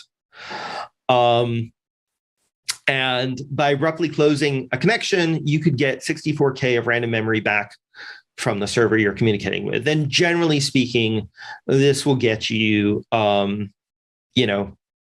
people's credentials and eventually probably some sort of admin credential or other sensitive information from that random memory. It was considered the greatest security vulnerability of all time in its day. Magnitude-wise, in terms of the percentage of the industry that had to deal with it, it was probably about the same as Log4Shell. I certainly remember having our security guy walk into the lab I was working in and basically say, whatever you think you're working on today, stop. And what you're actually going to be working on is helping us find all of the places where you're using OpenSSL and getting it ready to get patched so that Heartbleed will go away. Heartbleed was a little bit harder to exploit and a little bit easier to detect when being exploited, which is why most people consider Log4Shell worse today. And I think one thing to note about OpenSSL is that prior to the disclosure of Heartbleed, while OpenSSL was being maintained, the enthusiasm of the maintainers was definitely sort of on the downswing. Most end users of OpenSSL viewed it as an it just works library, and they weren't necessarily paying a lot of attention to updates. And it didn't really have a vibrant or active community helping to provide maintenance for it. One press account at the time described it as moribund as a project. I think that might be a little bit unfair to the maintainers, but certainly, a lot was being put on two people that weren't getting a lot out of it. Why do these two things get mentioned together? And I think the main reason they both get mentioned together is that they're both considered greatest of all time security vulnerabilities. They're both scenarios where they were issues in open source code that had been present for multiple years prior to discovery and disclosure. And they both required massive worldwide patching efforts. But the other reason that they're often compared is that they were both maintained by overworked, underpaid contributors. OpenSSL, according to my research, was getting about $2,000 a year in donations that was being shared across two maintainers. That is, at best, a pizza every week, basically, for each of those two maintainers. They could buy a single pizza for their family. That's not a lot. That's not even close to even the work they were doing before, there was a lot of attention with the security vulnerabilities. That's basically not paying them at all for all intents and purposes. And they were both massively used libraries. Basically, every computer in the world had OpenSSL on it in some format. And Log4j is in the top 10 to top 20 downloaded Java packages in the world. And Java is the most popular language in the enterprise for software development today, still. You have to ask yourself, these two things were 7.5 years apart. Did we learn anything? And the answer is, at some level, yes, we did learn things. The Linux Foundation, within weeks after Heartbleed, formed the Core Infrastructure Initiative to make sure that core operating system issues like OpenSSL had healthy and vibrant communities with paid maintainers. Also, it really started kicking off the idea of software component analysis and the importance of having tools to start looking at what the version of your open source is. And, it was a very, very, very hard thing to just figure out where OpenSSL was in all your software and how you were using it. And that really kind of, in my view, kickstarted an industry that had already existed, but hadn't really gotten much attention around, paying attention to software components.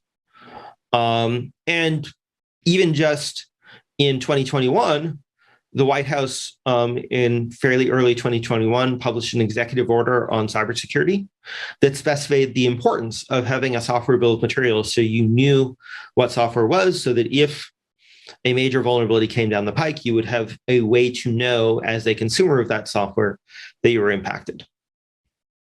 All that said, tracking and using software bills of materials is definitely not universal today. It is still very much in its infancy throughout the software industry. And knowing what to do with those software bills of materials when you get them is even more so in its infancy. And perhaps even more importantly, despite awesome efforts like the Linux Foundation Core Infrastructure Initiative, most maintainers, even of very, very important libraries, including Log4j, are unpaid.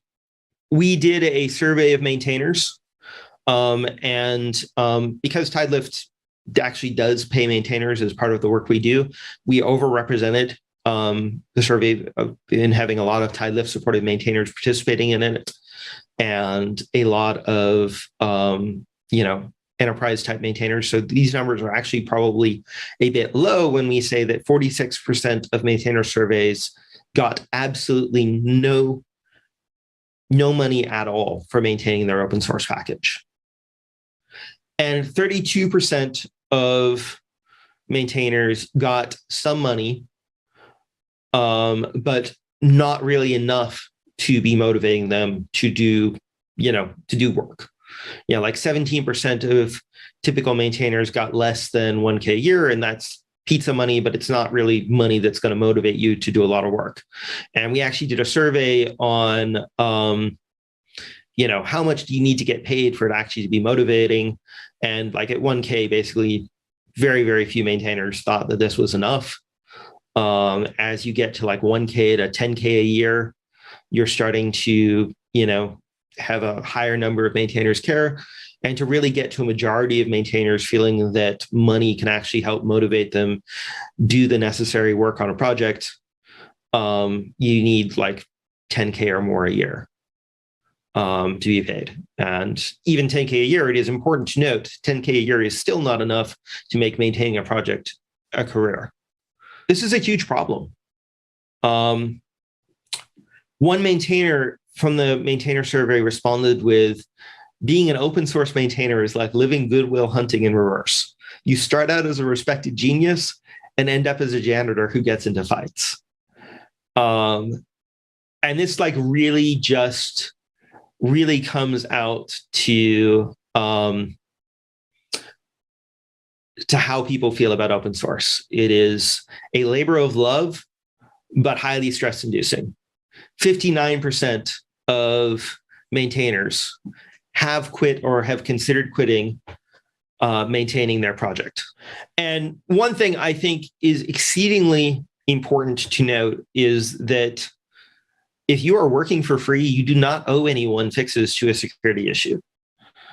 There was a lot of kind of nasty things that get said about open source maintainers. acts from a sense of entitlement of, oh, how dare you have a library that had a security vulnerability in it. And first of all, everybody makes bugs in their code, and security vulnerabilities are bugs in people's code. And if you write bug-free code, that's great for you, but I have yet to meet a developer who credibly claims this. And second of all, even if there is bugs in their code, like, that is not necessarily their problem. If it isn't something that impacts them directly, they don't owe people who are not paying them for using the library any fixes. In fact, legally speaking, the licenses almost always state very clearly that there is no liability to the developers for anything they write. This is a key portion of open source licenses. Now, I want to stress, in both the case of Heartbleed and Log4j, and the vast majority of times, very critical, very public security vulnerabilities like Log4Shell come out, the maintainers step in and do heroic effort to get it fixed very quickly. And in the case of Log4Shell and its successive security vulnerabilities, they basically worked nights and weekends for a month to get Log4j back to the awesome state so that everybody continues to rely on it safely. Some people would say, well, they fixed it, so where's the problem? But then you have to ask yourself, do engineers deserve to get paid for their work? And probably most of you out there are engineers who get paid for their work, so probably you think the answer to this is yes. And if the business that's impacted and the remediation costs of a CVE are measured in billions, and I haven't seen the numbers yet, but I expect Log4Shell to cost cost a couple billion to remediate overall by the time it's done. I know Heartbleed was estimated to have cost about $500 million, and that was a while back ago. Maintainers should be paid. It's the only way to make sure that key libraries that the entire world depends on to get work done are, respectively maintained. And that when you need somebody to go in and do nights and weekends, this isn't an immediate 100% burnout, like I never want to do this again type thing, but they feel like they're actually getting something for that time and dedication that they have to spend. And not for nothing, this is basically kind of the main purpose that caused TideLift to come into existence, is to help maintainers of open source libraries get paid. So if you are a maintainer and you are working on an open source library, I encourage you to reach out to us and see if we're able to pay you for your work. Basically, we base this on whether our customers are using your library, and if they are, we have some money for you. So please reach out to us. And if you are a corporation that is relying on open source and thinking about the fact that you have a lot of things that are absolutely critical to your business with no real visibility to the maintainers, no SLAs, anything like that for any of these maintainers, and want to try to move the needle at least some on that, also come reach out to us and talk to us about how we can help. And not to spend too much time selling our product, but just to talk, kind of very briefly about how we helped customers with Log4Shell. We can't actually, of course, to be clear, prevent something like Log4Shell from impacting you, but we can have you ready to do it. And we had one customer, really cite that having the sort of inventory of open source that TideLift maintains for our customers was really critical to helping them assess their risk profile with Log4Shell and how much they were using Log4j. And, while at some level it's easy to say everybody who uses Java probably needs to be checked, but finding all of those nooks and crannies and probably multiple dependencies through which Log4j was brought in to make sure that it's all fully fixed can be a bit of a challenge. Having a centralized team be able to look at this overall catalog and build an organization-wide risk assessment can also be a challenge, even when you have existing tools for software component analysis. And like everything, it's not enough to just take a single snapshot. You need to be able to continue taking those snapshots over time to see how you're improving on dealing with an issue like this. And we provide some very concrete things. We provide reverse component lookup through an OSS report, or directly just going up and looking up an individual package and seeing where it is. When we know about something through the community before it necessarily hits the vulnerability databases, we try to proactively communicate with our customers about an issue like this. We try to calculate project health and let you know and watch as issues are resolved and get a sense of holistic risk of your open source, so that you can use it dependently. Like, open source is awesome, and it is necessary to modern development that it exists, but you do have to be smart about it. And, and just like you need to make sure your own software is clean, you need to make sure you're getting your dependencies updated. Knowing where the dependency chains are, having that be very visible to everybody can help. And getting out a task alert. And I'm not going to, demo the product. I'm not here to, force you to sell it. I just wanted to kind of comment on, in order to pay the maintainers, we also have to provide value to the people that are paying us, that we can pay the maintainers. And 60%, by the way, of our revenue goes to maintainers. And so I just wanted to share a little bit about other things those businesses get other than just knowing that maintainers get paid. And thanks a bunch for listening. If you want to hear more about Log4Shell, we have an entire resource center on it that you can get to here. And if you want to read the maintainer survey that I quoted in here, we also have resources for that. And it's been a real pleasure to be able to talk to you all, and look forward to speaking to you in the future.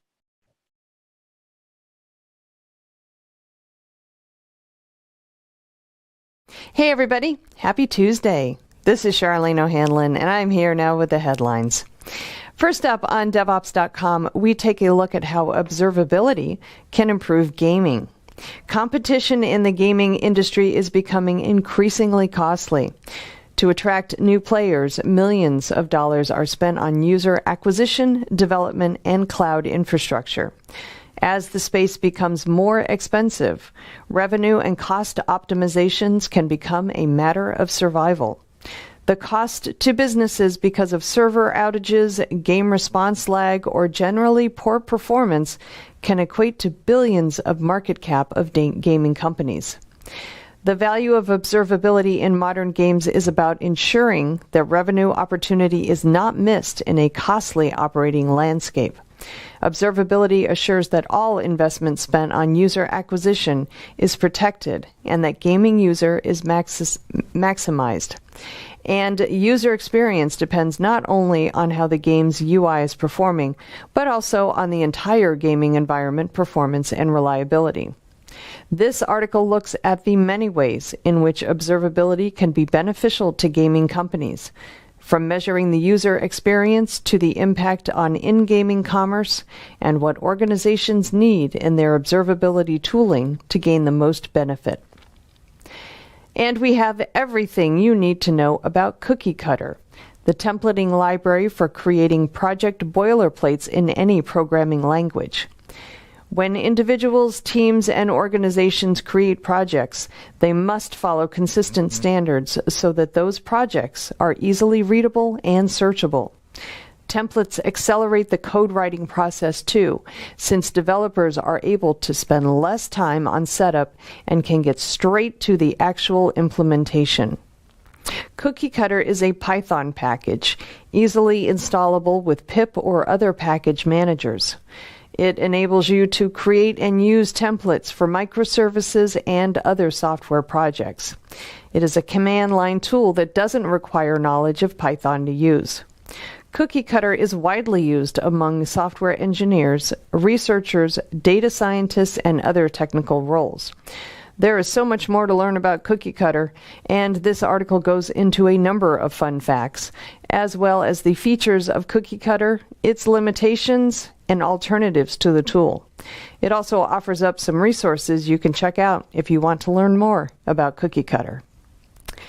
All right, over on Container Journal, we have an article that looks at building stateful apps on Kubernetes. It takes a village to raise a child. Well, apparently it also takes a village to build stateful applications. This article was written by the chair of the CNCF Storage Technical Advisory Group, who notes that increasingly product owners, system architects, platform engineers, cloud developers, and those overseeing digitization care more about how state is handled in Kubernetes. At the same time, in many cases, this is happening without the input of traditional enterprise storage engineers and experts. In a DevOps world of intermeshed, overlapping roles and responsibilities, it is vital that architects, platform engineers, and key decision makers understand the implications of storage decisions in more detail, so the mistakes of the past are not repeated. This article discusses this and offers up a vital resource, the CNCF Storage Tags Storage Landscape White Paper, which is intended to provide greater clarity for the increasing number of non-storage experts who, in the cloud Kubernetes native world of DevOps automation and infrastructure as code, are getting more and more involved and making important decisions, typically with a limited understanding of the holistic environment. Good stuff.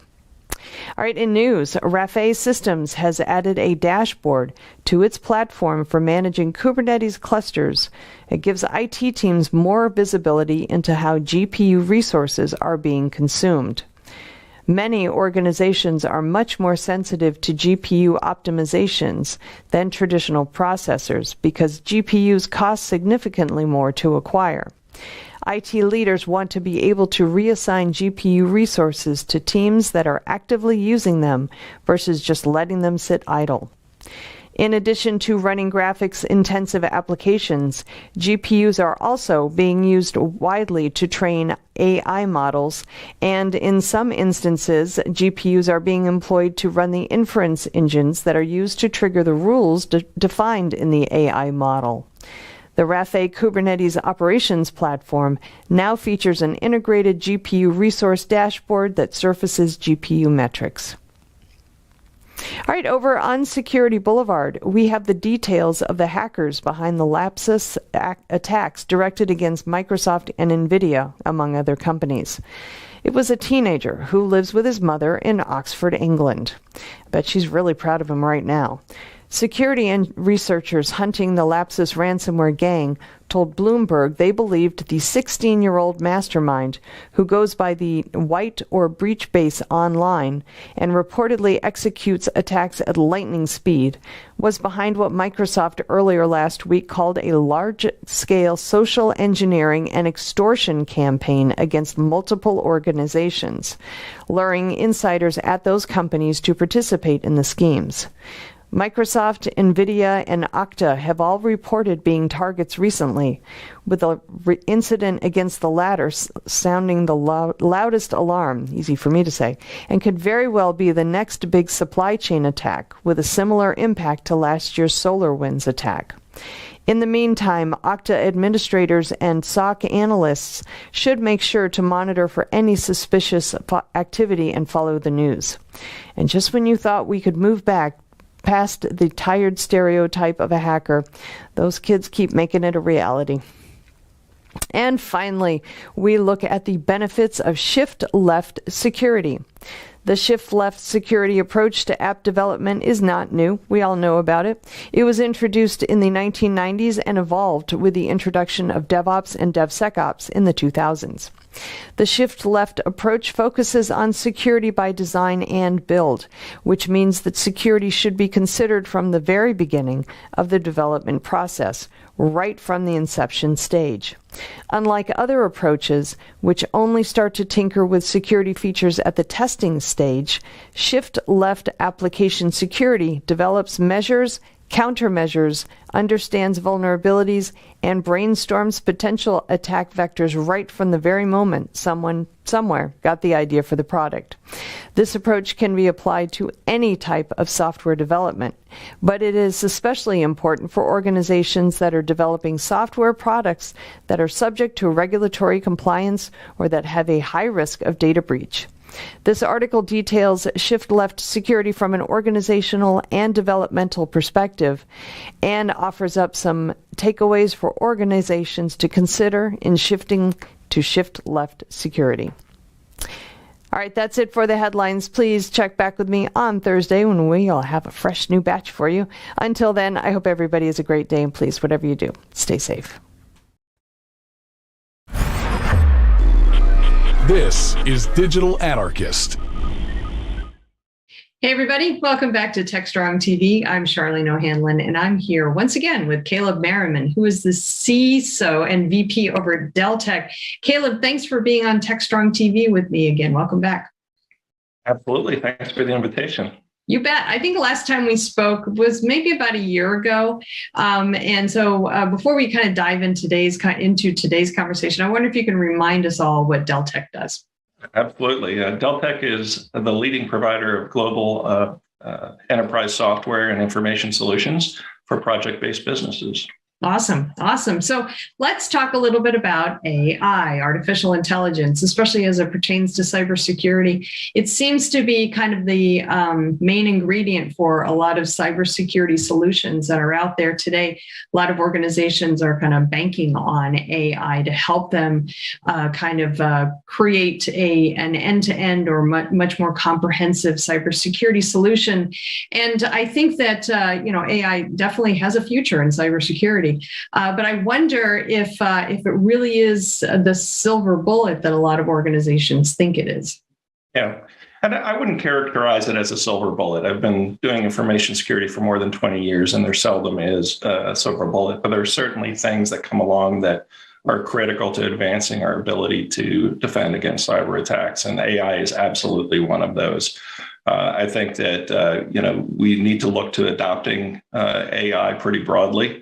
If we don't, I think that's going to be analogous to bringing a knife to a gunfight, because what we're seeing right now is that we're seeing AI-based attacks coming our way. We also, can't deal with the attacks that are coming our way just with human response, right? AI offers the benefits of a lot of speed, the ability to look at immense amounts of data and compare that to certain models to identify behavior that might be anomalous. And, it's certainly a critical element of any security program going forward into the future. Okay. But it seems like we've been talking about AI for quite a while now. And I know that, AI has been kind of growing in dribs and drabs, if you will, in cybersecurity. Do you think we're as far along with AI technology and cybersecurity as we could be? Or do you think that maybe we should actually be, the AI should be more advanced than what it is now? No, it's really hard to judge the progress of any new technology like this. And should we be more advanced? I can tell you that the importance of AI is such that we're seeing large investments, even by the government, into it in recognition that it's a critical technology advancement that's needed to help us protect against cyber threats. So how far along we are in the journey, certainly I think all of us would like to see further advancements more rapidly. But we are seeing some immediate benefits today, and there are a lot of ways that AI is helping us even today. So, I think it's a journey, not a destination, and it's another arrow in our quiver that we can use. And so, I think part of what's slowing down the advancement of AI is just the adoption of AI, right? So a big part of what I think we can do as security professionals is to get comfortable with it, to use it. By its nature, there are requirements for kind of learning and access to data to help inform decisions. And so, getting comfort with that or the lack of comfort might be one of the things that's inhibiting the effectiveness of the use of AI. So I wonder if part of that also stems from the fact that we've got pretty much every cybersecurity company out there saying that their technology is infused with AI or is AI driven or whatever. And it's almost gotten to the point where AI is a buzz term or a buzzword. And people, AI means different things to different people. And so it's really difficult, I think, for an organization to really get a handle on exactly what that means. So do you think that there's maybe a way that the industry as a whole can kind of clear up the confusion, if you will, and help folks understand that AI is great, but it is not the be all end all for cybersecurity? Absolutely. And, as we kind of touched on a little bit earlier, it's certainly not a silver bullet. It doesn't replace, some of the basic hygiene that needs to be in place. And, it's not going to solve every security problem, but it certainly is something that adds value. And it is a bit of a buzzword, certainly, but I think there are technologies and instances where it's being used today rather effectively. I think of like EDR, right? So, back in the day, we used to rely on kind of signature-based antivirus, for example. Today, a lot of modern endpoint detection and response systems use some kind of artificial intelligence to take in, really behavioral analytics type of data. And, that helps to, identify when there is anomalous behavior and then take action on it in a way that a human couldn't, right? Even a team of human beings couldn't possibly process all of the normal transactions that happen every day and characterize that and build a model in a way that it can be compared to a real-time transaction. And that's just something that artificial intelligence gives us that we just can't get through a team of humans. And not to mention that today there's certainly more information security jobs than there are people to fill them. So anytime we can automate some of that decision-making away, it gives us a little bit of an advantage. Yeah, absolutely. I mean, we've been having many, many conversations here about the fact that there just aren't enough qualified security personnel. And that's a whole other conversation because I think there are a lot of different, facets to that. But do you see any areas where AI is kind of maybe not where it should be when it comes to cybersecurity? And I ask that because I feel like we're kind of using AI as a blanket term here, and it would be really helpful, I think, if folks really understood where AI just really hasn't come into its own. Yeah, and I think part of that is just an understanding of where I think, the artificial intelligence is best applied, right? And so there may be expectations for the technology that may be misplaced even, right? And so, it feels to me like a lot of people think that this is going to solve all of our problems. When in fact, it's a narrow band of issues that it really can assist with. Employing artificial intelligence absolutely increases our speed, right? Our ability to analyze data, our ability to model that data, and then to take some actions. And that's applied well in areas like, as we talked about, endpoint detection and response. It's also great at attacking against bots, right, by examining network traffic for anomalous behavior. It can be applied in even looking at our own defenses by analyzing an individual company's infrastructure and where there might be vulnerabilities, and even building what could be a viable attack to help us to defend against that. So there's some ways that it can really help us. But again, it doesn't help us at all really with responding and decision making in cases where an attacker is able to behave in a way that a normal user would behave, for example. And so it doesn't get us away from some of that basic blocking and tackling kind of hygiene that should be employed in other technologies and other business processes to protect our systems.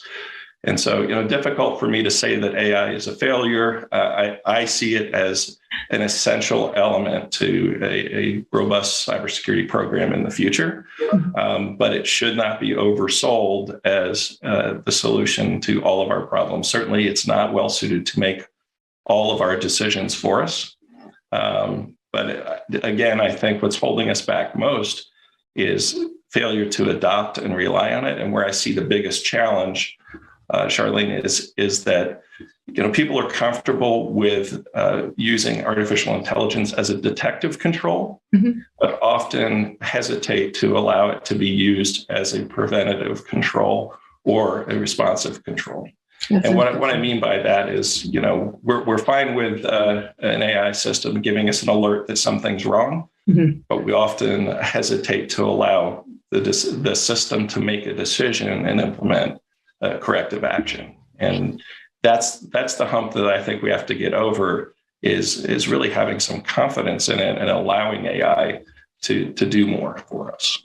Yeah, I think we're all just a little paranoid of the rise of the machines per se, and and I hate to say, it sounds like I'm making light of it, but I honestly think that there's a heavy dose of paranoia when it comes to AI, and that could just be again that lack of understanding as to what the technology really is, and between the misinformation about AI is going to take over our jobs to, AI is going to take over the world.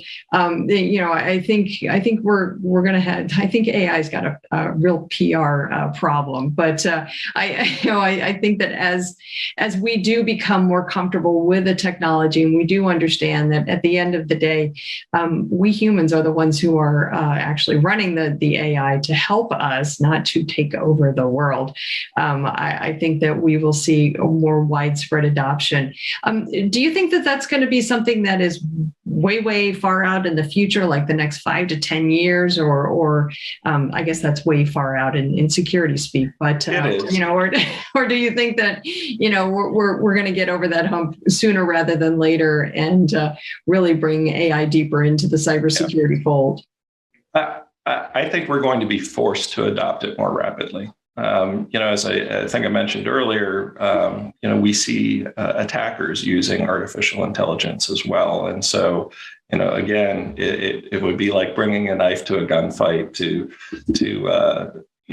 ignore the benefits of artificial intelligence and pretend that we can thwart an attack that is sophisticated and uses that kind of technology without using it ourselves. And so, we are using it in some limited capacity today at Deltek, and I definitely see that there is a need to continue to advance and expand our use of artificial intelligence, into the future.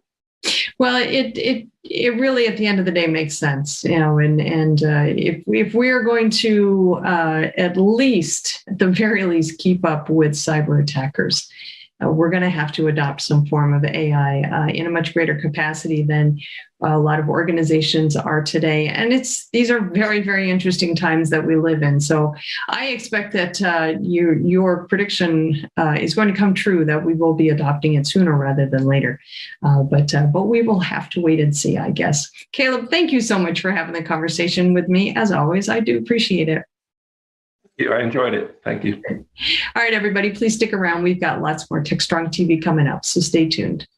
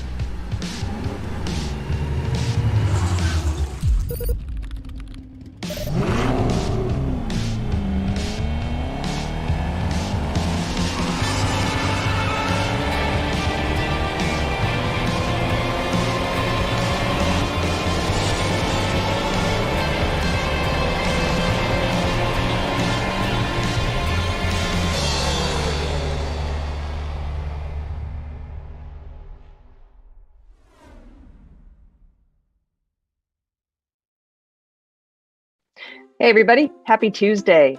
This is Charlene O'Hanlon, and I'm here now with a webinars preview.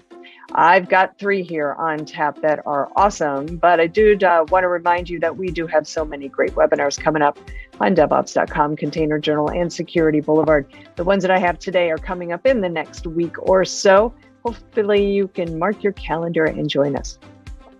All right, the first one is called Top 3 Ways to Build Security into DevOps. This one is happening tomorrow, Wednesday, March 30th at 1 p.m. Eastern on DevOps.com. This is sponsored by Synopsys. The DevOps teams have been tasked to deliver new applications rapidly and continuously, but security testing and remediation have failed to keep pace. Hackers have capitalized on this speed over security approach to application security and have developed new attack strategies targeted at the application layer. This webinar focuses on how organizations can build security into DevOps without sacrificing speed for security. Specifically, how to use AppSec test orchestration to run the right tests at the right time, minimizing impact on build and release pipelines. Use vulnerability correlation and prioritization to align remediation efforts with business risks. And finally, empower your developers to secure code as fast as they write it. All right, the second one is called Zero Trust Architecture for Cloud Native Apps on Hybrid Infrastructure. That's a mouthful. This one is happening Tuesday, April 5th at 3 p.m. Eastern on DevOps.com. This one is sponsored by AWS with Techstrong.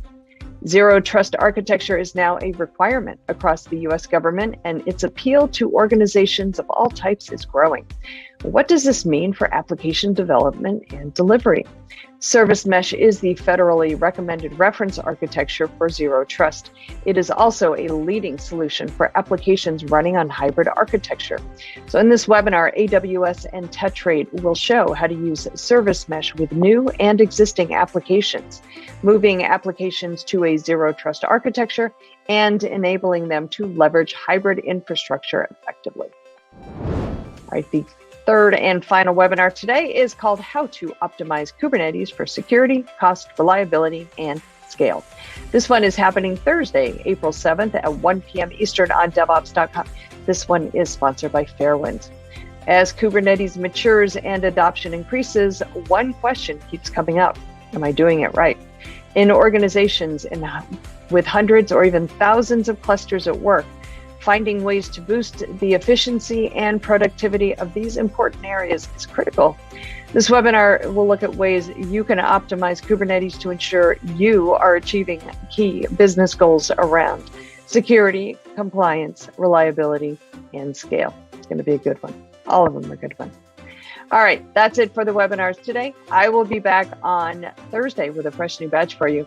Until then, I hope you have a great day, and please, whatever you do, stay safe.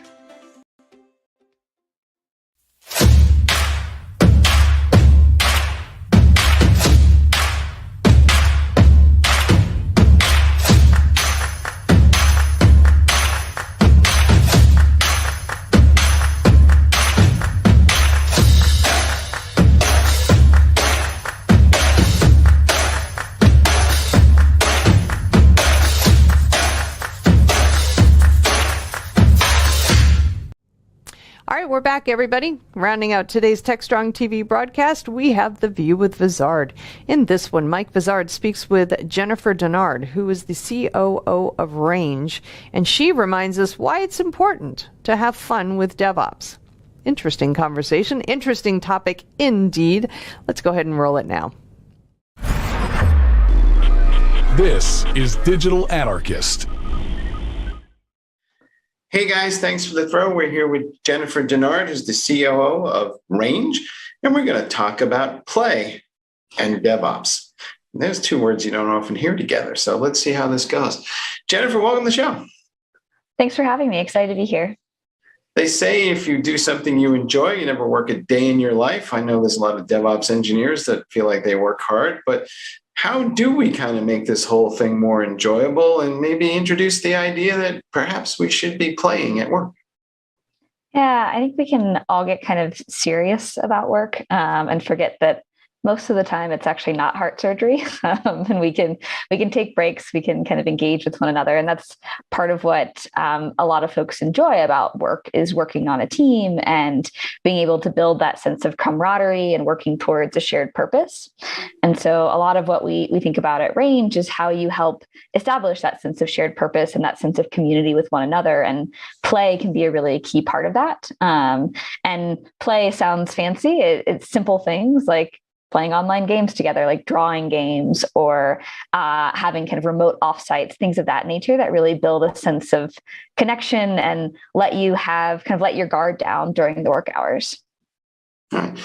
And how do you accomplish that? I mean, I know you guys launched this thing called Team Guild, but what exactly does that do? And I mean, I know the concept of a guild, but that's usually just a bunch of people who work together on something. So what are we trying to do here? Guild is exactly that. It's a bunch of people that work together on something. And in this case, it is focused on teamwork.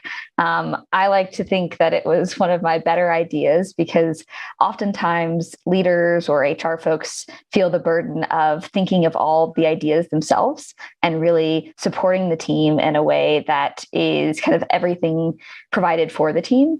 And my idea around the Teamwork Guild was that it should be a distributed responsibility, that lots of folks care about what it's like to work at our organization, and we can all be a part of that, and that they'll come up with way more fun ideas than I have. So when we thought about the Teamwork Guild, we really set it up where we have a few different roles on the guild. Some folks are responsible in thinking about communication, others focused more on how we collaborate, some on celebration, like celebrating wins or launches, and then some dedicated more to play and how we kind of build that muscle with one another. So it's folks from across the company in different sets of responsibilities, some on marketing, some on engineering, and really kind of coming together to help the team work better together. And is this like a place on the web where we all meet? Because we have DevOps platforms and they have collaboration tools built into them. So what's different about this particular idea or approach? Yeah, so Teamwork Guild for us is really just an internal team. So this is actually based on some of the best practices from inclusion and diversity work, where having multiple people from the company involved in a problem makes it much more likely to be successful. So it's just like a regular squad on your team, but it's specifically focused on teamwork. Now, of course, at Range, we also use our product Range to help facilitate some of that teamwork and team building exercises. But the Teamwork Guild itself is really just another team internally at our company. All right. And for those that don't know what Range is, and you guys provide a platform that's used within the DevOps community, but exactly what is Range? Yeah, so Range is a human tool for remote work. So we help teams build a foundation of asynchronous communication through check-ins, very similar to stand-ups. We help improve your live communication through meeting facilitation. I like to say no more pointless meetings. And we help build a culture around team building and helping folks connect with one another. So we really make remote work effective and enjoyable. So play for the sake of play, a lot of senior leaders may look at that askance, but ultimately, this is kind of a leadership building exercise, isn't it? Yeah, it is. And it's been really valuable for our team in terms of actually improving our effectiveness and productivity at other times. So if you ask any senior leader, I think, if their team is productive, 8 hours of every workday, that's probably unlikely. There are times where we all need a break or need to kind of just disconnect to actually think better about the work that we're doing. So at Range, we think about scheduling kind of half-hour breaks every few days during the week for specifically dedicated to play. And they're optional meetings. Turns out mandating play is no better than mandating anything else. And this is a time where folks can come together and just relax. We do different types of games, sometimes drawing games, sometimes there's a geo-guesser game where you kind of guess where you are in the world based on videos. And it's really about working together as a team. And so it actually builds stronger communication skills, as well as some of that leadership skill where folks are taking the lead on different kind of games and things like that we're playing. We've actually started competing with some other companies in our games, which has always been fun as well. Mm-hmm. Do you think that this kind of closes the gap between this age of remote work that we're in today and people are constantly working at home, or sometimes that's all they know and they get maybe lost in the system or maybe lonely for that matter? Yeah, I think loneliness is something that folks feel really uncomfortable talking about in the context of work, but is really happening a lot more with the increase in remote work. And I think some of the isolation just driven by the pandemic itself. It's easy to forget that this remote work experiment that we've all been in has been during a global pandemic. So it's a little different than normal remote work. But a lot of the way that we think about team building and team connection is offering lots of different ways for people to connect. So for one teammate, joining a game session is just not really kind of fit their personality or how they want to engage, or they've got a bunch of meetings and that feels distracting. However, what might be good for them is an audio only hangout where they're just kind of chatting with the team and getting to know each other or starting their day, and it's lightweight way to engage. That's something that we do every few days as well. We also have more async items through Range itself where we share team building questions and engage in that way. And it's really about fostering that emotional connectedness. Because if we think about how much time we spend at work during our lives, 5 days out of every 7 is quite a bit. And so if you're feeling isolated in that, it's no wonder to feel lonely and unhappy and to lead to broader mental health issues that we know have been significantly increasing during the pandemic. Last question, though. I mean, you kind of touched on this, but how do you order people to have fun? Great question. Very lightly. So part of actually the reason to build a team of folks from across the company doing this work instead of just me coming up with ideas is that it actually helps the team itself get excited about it. And that makes other teammates get excited. So if your fellow engineer is like, hey, I worked really hard on this team building exercise, will you do it with me? It's very different than when an HR teammate or a senior leader is like, let's go have fun together. It just really changes that dynamic. And so that distributed nature of the roles on the team really changes that so that folks are feeling like it's part of their relationship building with their teammate to actually engage with it. And that's what we found to be really effective. The other side is, again, providing different ways for different personalities. For folks who like writing more team building questions within Range or sharing emojis there, that's a much more effective way for them to connect. And we've seen that even more recent engineers who've joined have said things like, this team is so emotionally connected. Like, I haven't been on a team like this before. And that experience then translates to them wanting to do the different activities because they start to see the value in it. All right. Well, you know what they say about all work and no play. Hey, Jennifer, thanks for being on the show. Yeah, thank you. It was great.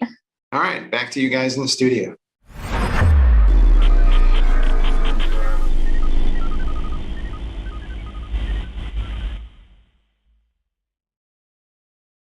SecurityBoulevard.com is the leading resource for news, analysis, and education on challenges facing the cybersecurity industry. SecurityBoulevard.com covers all aspects of cybersecurity, including data security, DevSecOps, cloud security, application security, network security, security threats, and more. SecurityBoulevard.com has the largest selection of security content, featuring breaking news, blog posts, podcasts, and more. Visit www.securityboulevard.com to learn more. SecurityBoulevard.com, home of Security Bloggers Network. All right, that wraps up today's Techstrong TV broadcast. I hope you enjoyed today's conversations as much as I always enjoy bringing them to you. Just a quick reminder, we've got so many great live events coming up, live meaning in person and virtual, throughout the year. Actually, we've got an entire year's worth of events planned, and I hope you can join us for 1 or 2 or 3. We've got these Techstrong live. One is DevOps Cloud Native, one-day roadshow workshop style event, and then we have the same for cybersecurity. The first of those are coming up in Washington, D.C., April 13th and 14th. So hopefully you can join us for those. Lots of educational opportunities with those. We're going to have those throughout the year in different locations as well. We also have our InnoTech regional events that are coming up. Those are one-day IT conferences. We're kicking off the first one in April in Austin, Texas, and looking forward to that one, definitely. We've got other things on tap throughout the year, and you can check out our entire lineup of events, both in person and virtual, over on techstrongevents.com. And you can check out the agendas for the events, the lineup of speakers, and register. So hopefully I'll see you at 1 or 2 or 3 or even more of those events throughout the year. I know I'll be at a lot of them, so hopefully you can too. And that's it for today's Techstrong TV broadcast. We'll be back on Thursday with a brand new show. Until then, I hope everybody has a great day, and please, whatever you do, stay safe.